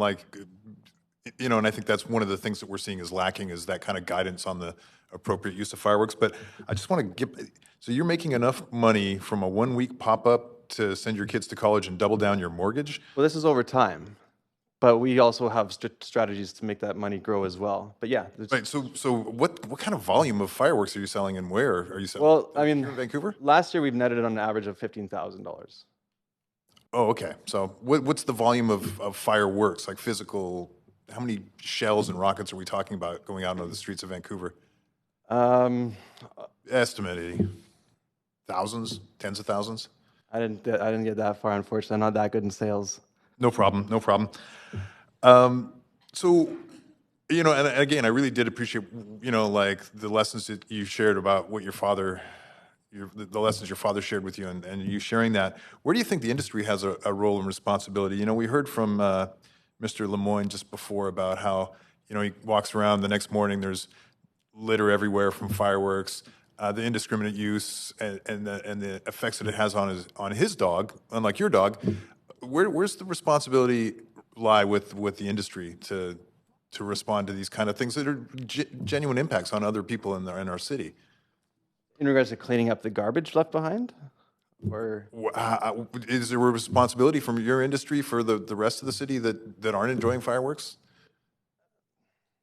Honestly, Councilor Fry, I'm not too sure how to answer that. Okay. It was more of a philosophical question for you. Yeah, I'm just an average Joe. Philosophy is not one of my strong suits. All right, fair enough. But I do want to say in regards to safety and whatnot, like what wasn't touched base is there's videos presented by the CNFA about showing proper education on like lighting them up and whatnot. And there is even in the permit, you know, it says you've got to wait 30 minutes and then pick up the product afterwards. You know, and I guess that's the point, right? Is that we're seeing that people aren't following the regulations as being prescribed. So clearly, you know, the system that a dog can't actually fill out, but it's an online system that really doesn't put a real onus of responsibility on the user to fill it out because it's random. You know, the questions, you can't end your session without filling it out correctly, so you can't get a permit until you keep going back and getting it right. Correct. Yeah, so it's not really a real enforcement tool. It's just a check in the box kind of thing. Although I do think that when one person, you know, I've seen it before and historically where people try to bang through the permit, they fail, and they're like, oh, well, I guess I better read it, and they actually go through it again. And it is nice, like, I can't say on other stores, but to have the displays shown and how it's set up makes a visual impact because we're visual, audio, kinesthetic. We're all different types of learners. So to have that variety of knowledge around that really makes a big difference for each individual. I'm out of time, but okay, thanks to Mr. Major. You do have more questions. Great. So just stay there, right there. Thank you, Councillor Fly. Councillor Bry. Hi there. Thanks for being here. Pleasure. You mentioned, I just want to touch on the animal piece because I think that is a big part of this conversation. And how old's your puppy? She's 8 months. 8 months, okay.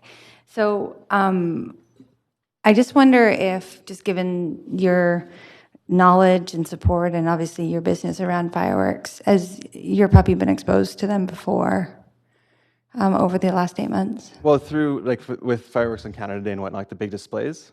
But one of the final executions that I've done for her is, you know, YouTube's great for fireworks, and you know, when she's not expecting it at the end of it, we have these speakers. You play a little YouTube video showing firework displays, and there's bangs in the display, and it's just love, praise, and support for the dogs. It's, you know, it makes. So you exposed your dog intentionally to it so she can kind of get used to it, and at the very end of the process, yeah, 100%. Yeah, just to see how it would work.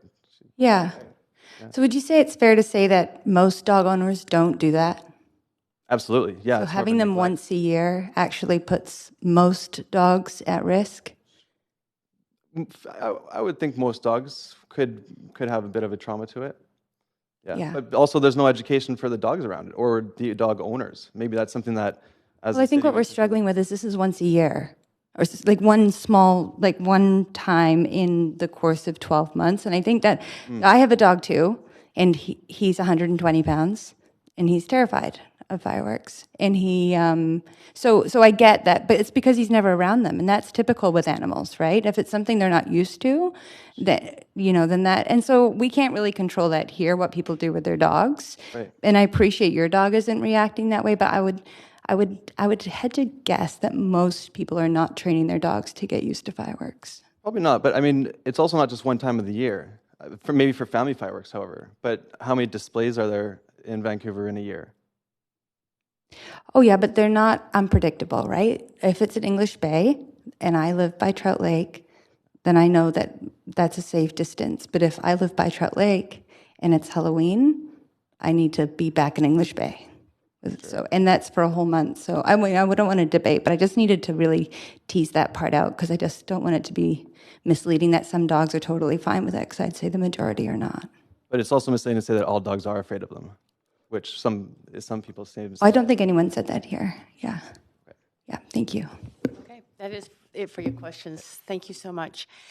So we will move on to Parminder Gill. Council, I'm just going to let you know that we have 6 speakers left, and if everyone speaks and there's questions, we won't get through them by if councillors are questioning each, by the 5 to 10 deadline. I need 5 minutes to close this meeting and go into, to refer at any point, at that point, and also to go into the council to affirm the decisions made. So just letting you know, so you can be thinking about whether you want to extend or not.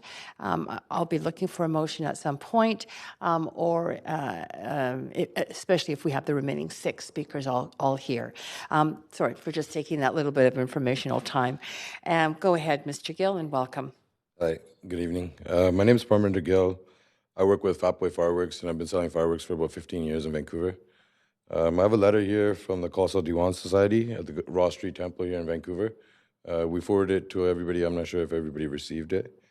I'd just like to read that out. It's dated yesterday. They were going to come speak on their behalf, but because of the Diwali celebrations coming up on Sunday, they had to make preparations, and they weren't able to make it again tonight. So I have a letter. Dear Mayor and City Council, it has come to our attention that the Council is considering a motion that would ban fireworks. We strongly oppose this motion. Fireworks are integral to one of the most sacred festivals for Sikhs and Hindu communities. Diwali, also known as the Festival of Lights. Diwali in Hinduism and Bande Chor, Diwas in Sikhism is celebrated across Canada and around the world, and it is a tradition to use fireworks for these celebrations.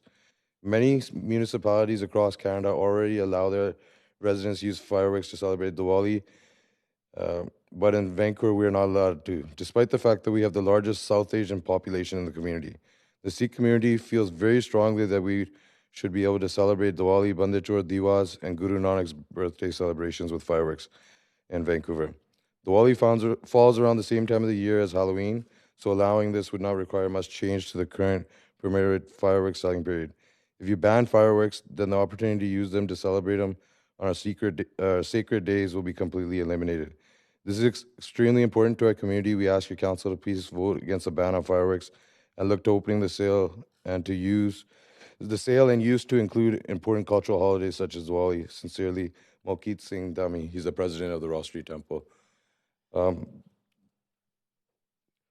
So fireworks, like most people, I could say, like on Halloween, I can guarantee every single person in here is going to spend time with their family, loved ones. You're going to run into neighbors, people you haven't seen for a whole year, maybe not since the last Halloween. So Halloween is not just about lighting firecrackers or lighting fireworks or this display of lights. It's about bringing our communities together, about bringing the families together. It's just like Christmas. Christmas is not just all about the presents. It's about bringing the families together. Thanksgiving, again, it's not about the turkey. It's about the families getting together. All these holidays, Easter, it's about bringing families together. I know personally, every single person that comes into my store has been educated in the last 15 years. People that did not even know where the fuse is, where the wick is, to light it on the fireworks. They got that education from us. If you eliminate us away from the community and without letting them be able to come get educated from us, I think it's going to cause a lot of more problems. And I think also with banning the fireworks, it's going to increase the policing costs because there'll be a lot more problems, I think, associated with it. A lot more things getting into kids' hands. Like right now when I was sitting here, I was just Googling just for the sake of Googling fireworks in Vancouver. 239 ads came up on Craigslist. There's no way. The police can't enforce that now. So now imagine the whole city, people that love fireworks are not just going to give it up because the ban is in place. Look at what's happening in Surrey and all the other communities. And you can ask the police there that their cost of policing is way greater than Vancouver is right now. They look at Vancouver as a model. And I know that even Surrey might be considering putting it forth in front of the council because we've been talking with them, going back and forth. And we're getting petitions and signatures of people supporting it and bringing it back. I honestly believe that by banning it, the cost to the city is going to increase a lot more. Thank you, and that is your time, but you do have questions, so if you want to just stay there, there are people, councillors wanting to question you, starting with Councillor Wiebe. Yeah, the motion talks about exemptions for fireworks displays used as part of large events, but what you're talking about is families doing smaller events to celebrate that. So you would see that this motion would ban the families you're talking about. Yeah, that would completely eliminate that. And like I know every single person in this room is gonna run into someone on Halloween that they haven't seen for a while, family member, a friend, a neighbor, an acquaintance. That's bringing our community together. By eliminating that, that's going to make a huge impact, I think, on our community. Okay, thank you. Okay, and more questions? Councillor Kirby-Young. Oh, sorry, Councillor Kirby-Young. Go ahead. I think in the interest of time, I think Councillor Wiebe touched on my question, so I'll leave it. Thank you. Okay, thank you, Councillor Kirby-Young. Councillor Fry. Yeah, so, I mean, I will see, and by the way, you're a lot slimmer than your business name would imply. You know, I mean, I will see lots of people on Halloween, but it will have nothing to do with fireworks. So, and I mean, we know that Diwali is the celebration of light, but are fireworks, I mean, can you not see friends and family just celebrating with the lights as the old ways? It's a tradition that's been going on for thousands of years. And BC is the only place in Canada that doesn't allow it for Diwali, let alone Canada, North America, the world, the whole entire world celebrates around this time. It just happens to fall around the same time as Halloween, so it usually works out good for our community. And by eliminating that, I think we're going to be the only place in Canada, North America, we will be the only place that does not allow that Diwali celebration. Okay, so plus, Diwali... we have the largest South Asian community in all of Canada here in Vancouver in British Columbia. So Diwali being the celebration of light, though, and I looked at your website, you got 14 stores around Vancouver, and you sell stuff like air bombs and thunder shots and boom boxes, and those aren't just light, those are really loud noises. And as we've heard from 1,500 petitions and the countless emails we've been getting from folks who have neurodivergent kids, who have dogs that are terrified, people with PTSD, that the noise is really, it's not the pretty lights that bothers people, it's the noise. And what do you say to that? And why isn't your industry pursuing? I know that there's silent fireworks out there, and that's an option. Well, over the years, a lot of things have changed. A lot of things have been banned. Even like you talk about the air bombs and the things that make those booms. It's not like it used to be before. Boom! They're more like pops. The federal government has been working with the Fireworks Association, with Misco Distributing, which is one of the biggest company in Canada. They work together, and products are changing. Everything's changing. Things have gone from just bang, bang, bang to a lot of things have changed to colors, crackles. It's being altered. The appetite for those huge bangs and stuff like that has changed. The appetite for family fireworks has grown greater. When people come in the store, they don't say, "Oh, give me something that's just gonna blow up the neighborhood." 90% of the people that come into our stores generally want lights and colors. And 90% of our products are towards that. I think it's really unfair to single out 5 or 10 products that we have that make these huge sounds. But they're on your website. Boombox, air bombs, shotgun shells. Air bombs shells. are this big. There's this much charge in them. But they make noise. It's not a product. It's a box that comes with the air bombs in it. Again, this much gunpowder. But how much noise? That's the... Exactly. They don't make... It's not like before. It's not like the M80s. It's the M80s. It's the illegal fireworks and the illegal firecrackers that are being smuggled across the border that are causing these problems. It's not what we sell. Okay. We educate everybody on how to... People come in my store, don't even know how to light the thing. So I've been buying you're actually, Councillor Fry's out of time, but you are going to get a chance to answer more questions because Councillor DiGenova has questions for you. Thanks very much. In looking at the motion, it doesn't say ban fireworks that make noise. It says ban all fireworks. So do you take this as not only, and as you had talked about, your community and sort of the cultural celebration, I mean, would you expect then that if this is because of noise, then we start to look at noise in our city and limit noise in other ways? Because, I mean, even as we're here. I mean, for a very good reason. The ambulances and police cars. I know people with PTSD. In fact, I'm a part of a nonprofit board that just opened a facility for people with PTSD. So I'm trying to understand, like, there are things that I didn't realize that can trigger people with PTSD that have nothing to do with noise or sound or anything else. It can be a smell or a taste or something else, whatever that is. So do you think that maybe what we need to do is look at how we can bring enforcement and education together to make sure it's more safe and make sure that we're doing what we can not to have those things come across the border, or make sure that we strengthen our relationships with the three nations that do sell on their land, as Capilano was mentioned before, and Squamish Nation Reserve, and on Musqueam. They also sell them, and they don't, to the point before, have those regulations. So do you think it's important that we kind of focus on education and enforcement, or a ban? And can we even enforce a ban? How are we going to enforce this ban? That's what I say. Like someone mentioned earlier, like you go to Surrey or you go to Burnaby or you go to one of these other municipalities, and it's just mayhem. And the police are well stretched beyond trying to cover those costs and trying to cover all the calls and whatnot, and they can't do it. And you're getting that same complaint, like, from a lot of people about the noise. Right now, as I'm standing here, I can hear the police sirens, the ambulances going by. All those things bother the dogs. I'm sure that's going on all year, every day, hour after hour. The fireworks is one night. I'm sure, like, people need to be responsible pet owners. They need to bring their animals inside and have them in a safe place so they're not frightened, so these things don't happen. I think that's on the pet owners. I believe there's way more people in this city that are going to be lighting off fireworks than people that have pets. My dogs as well. If a police car goes by, my dog goes crazy howling. He won't stop. He'll wake up the whole neighborhood. If fireworks are going on, I bring him inside. He knows. He can hear him outside, but he feels safe inside my house. And I feel like I'm being responsible to protect that animal. And that animal is part of my family as well.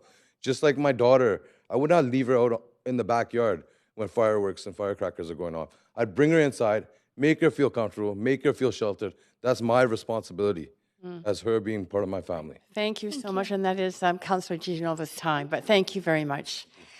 So next we have Jen Dillon, followed by Sim Sahota.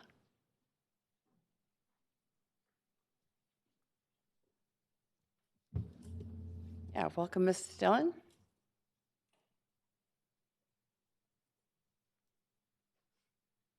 Hello, everyone. I just wanted to say a few words on why fireworks should not be banned in the city of Vancouver. So a little bit about myself and my background. My name is Gin Dillon.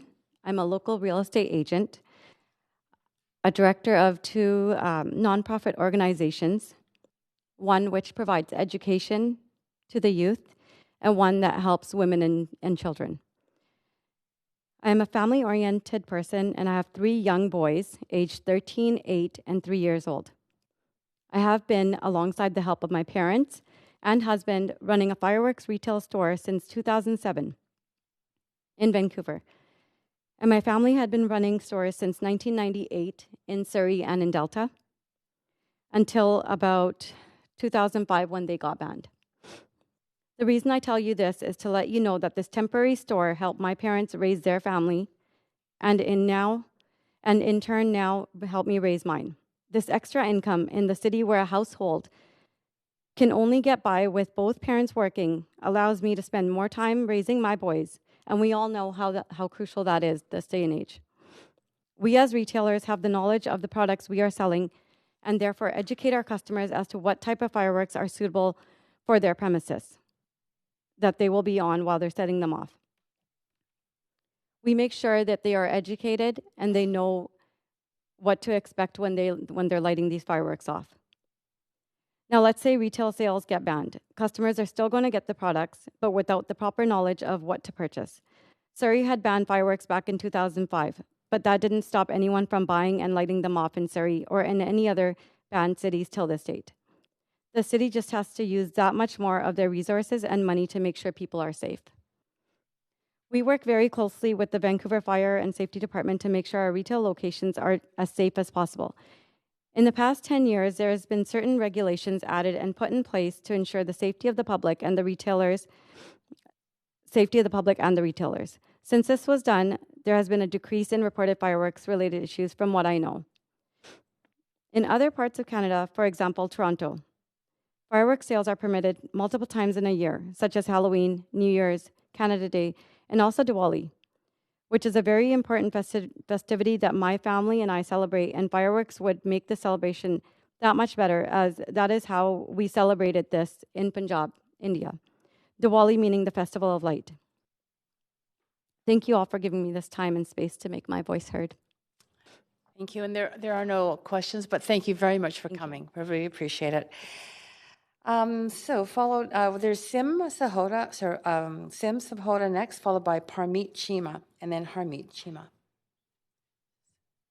Sim Sabhoda, okay. Parmeet Chima.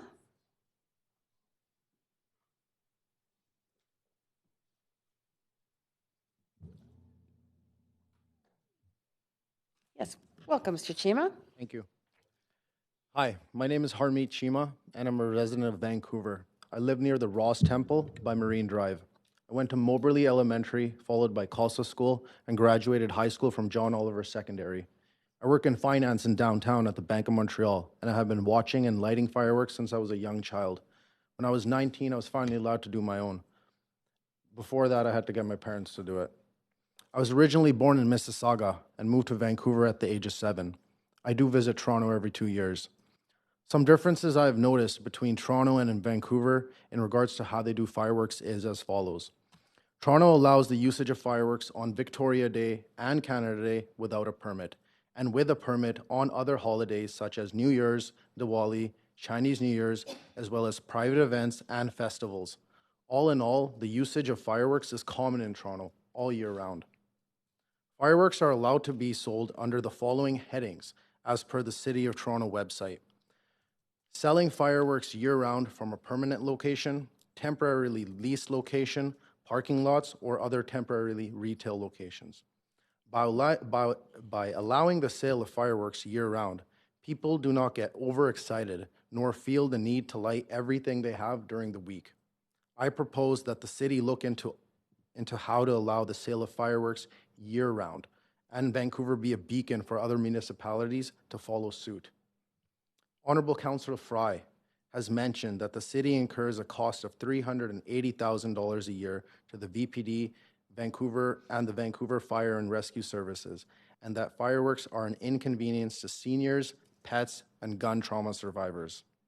Licensed sellers are bound by the rules of the city, selling only to individuals that are 19 plus and have a valid fireworks use permit. Look at how prohibition worked with alcohol. Also take into account how the city has allowed the licensing sale of cannabis. And a primary reason for that is to prevent black market proliferation. Much like the above mentioned, now imagine the fireworks falling into the hands directly to minors and individuals which are not licensed. Now imagine allowing professionals to sell the product where they can make sure the product is sold to individuals that are 19 and older and with the proper paperwork. It's much better than allowing the black market to do so. Many of the seniors that are against the use of fireworks had the luxury of using not only fireworks, but also firecrackers. It is simply not fair nor equitable to prevent today's youth and families to do the same. In regards to harm to animals, if someone wants to do it, there's many ways to do it. It doesn't require any sort of firework. The Forbes reference used in the agenda is using an extreme example of New York on New Year's Eve. In comparison, in terms of noise and pollution, it's a factor of 100 to 1. Now for gun violence. Just wrap up. You're just at your time. So, yeah, thank you. So Vancouver is known as the most diverse city in Canada, if not the world, with many immigrants from all around the world. In my culture, Diwali is known as the Festival of Lights. And what my family and what my neighborhood does is we primarily light fireworks. We're not really big fans of the noise, but it is part of our culture. And preventing the sale during the week also prevents us accessibility to these things. Thank you. Okay, thank you so much. You do have some questions. Thank you. Go ahead, Right, Councillor so Fry. just because you'd mentioned the Toronto fireworks, you are aware that the family fireworks are only allowed on the designated days of Victoria Day and Canada Day in Toronto, and everything else requires a permit. That is correct. Yeah. So how does the permitting system compare in Toronto versus what we have here on the online system? Well, personally, I have never been the one to get the permit because when I go and visit, it's always family that takes care of it. From my understanding, it's an application process. I'm not aware if there's a test or some sort, but they do have to get permission from, I believe it's the fire chief. Their fire chief. Yeah. Okay. That's it? That's it? That's it. Yeah. Thanks. Okay, thank you. And that's it. Thank you very much for coming. So we have Harmeet Chima and followed by the final speaker, Jennifer Van Evra. No, not. Oh, okay, it's the same. Got it. I guess not. Mr. Chima? Yes. Go ahead. My name is Param Chima, and I'm against the ban of fireworks. I'm from Toronto. Over there, we have fireworks getting lit off almost every weekend. Let it be someone's birthday, weddings, like anytime someone wants to get together, they can light up fireworks. Fireworks stores open all year, so access is really easy. And ban on fireworks isn't going to mean that no one's going to use fireworks. Delivery now is 48 hours. You order your fireworks, you get them within 48 hours. So it's just going to make it easier for people to get fireworks, not harder. They're going to sit at home, order it online, save their time. They don't have to drive out 40 minutes now to go get fireworks somewhere else. In Brampton, Diwali is one of the biggest festivals we have. We do not allow big fireworks to be lit off there, but if you go there any day of the year, no one stops them. Their permit system in Toronto, like someone else was speaking before, I can bet 99% of people do not apply for permits. To get a permit there, you need to get insurance, everything. To light off one sparkler, it costs you about $2,000. Everyone lights the fireworks. No one says anything because they're doing it safely. A house in Brampton was burnt down from the use of fireworks, and that was not because people didn't know what to do. They were putting restrictions on who can light up fireworks. So after people lit up fireworks, they were trying to quickly get it off the road, hide it, so they can hide it from bylaw. That is what caused the house to burn down. Thank you. Okay. Thank you so much for coming. Final speaker, Jennifer Van Evra.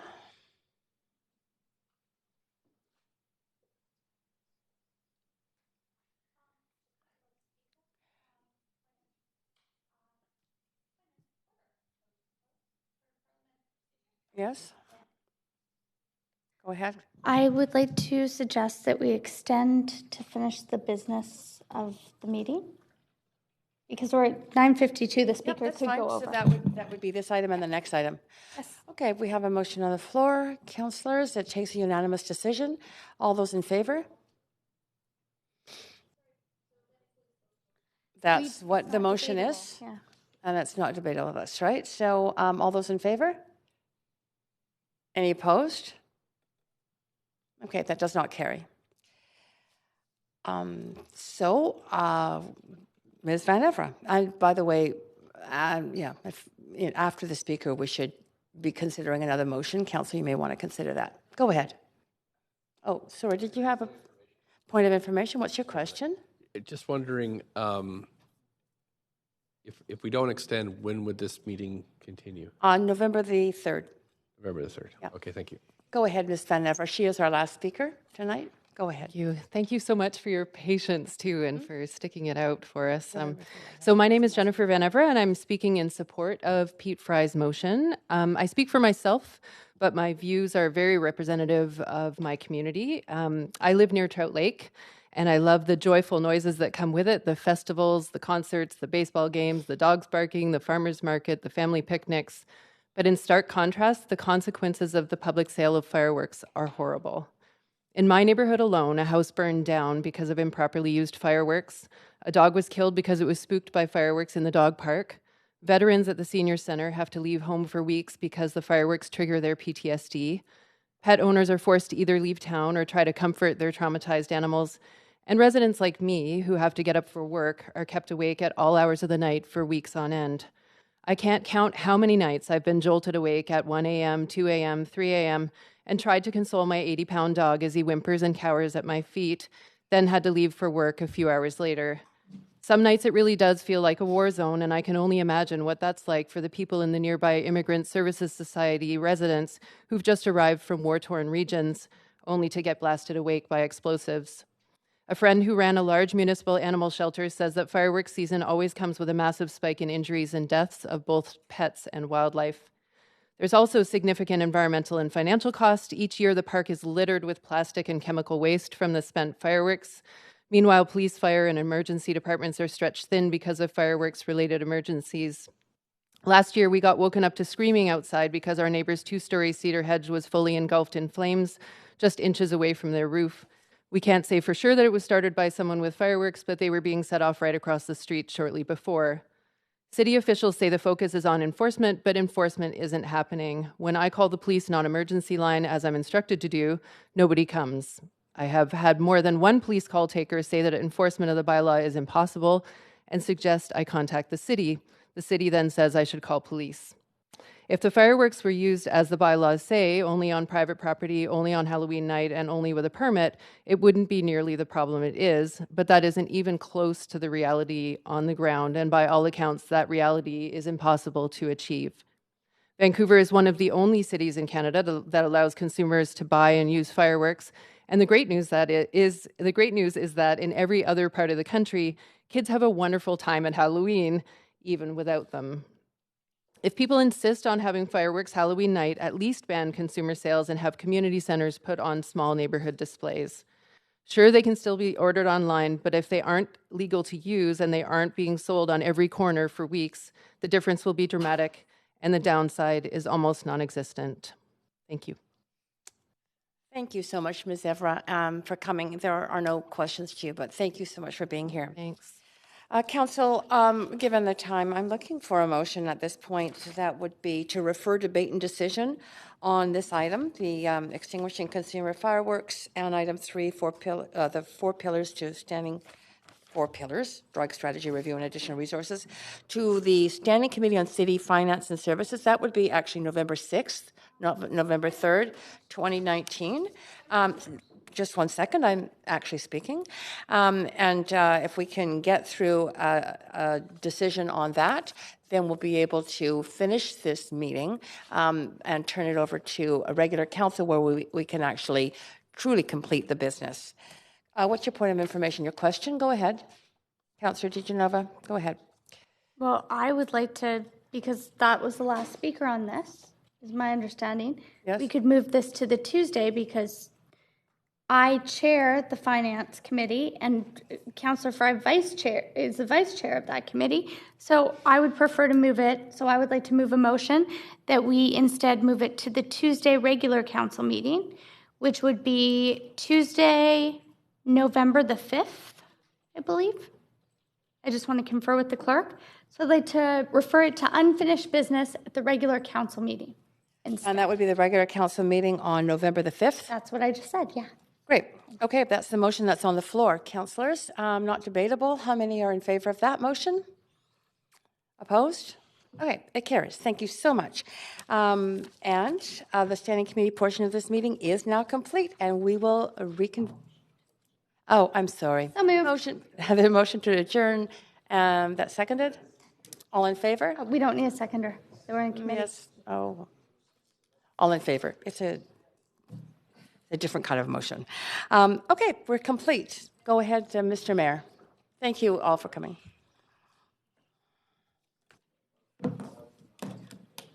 Okay. Thank you. We'll now reconvene in regular council to deal with the recommendations and action from today's Standing Committee on Policy and Strategic Priorities. Can we have the roll call, please? Is that the right one? I can do it. Everybody's here except...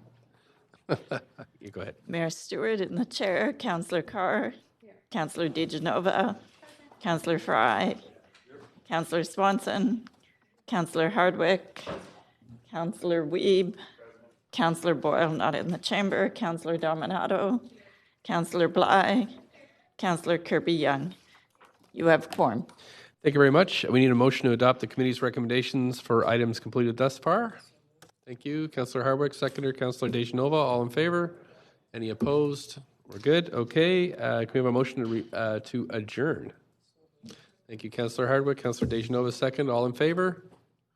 Great. Any opposed? That's passed. Thanks very much. Meeting's adjourned.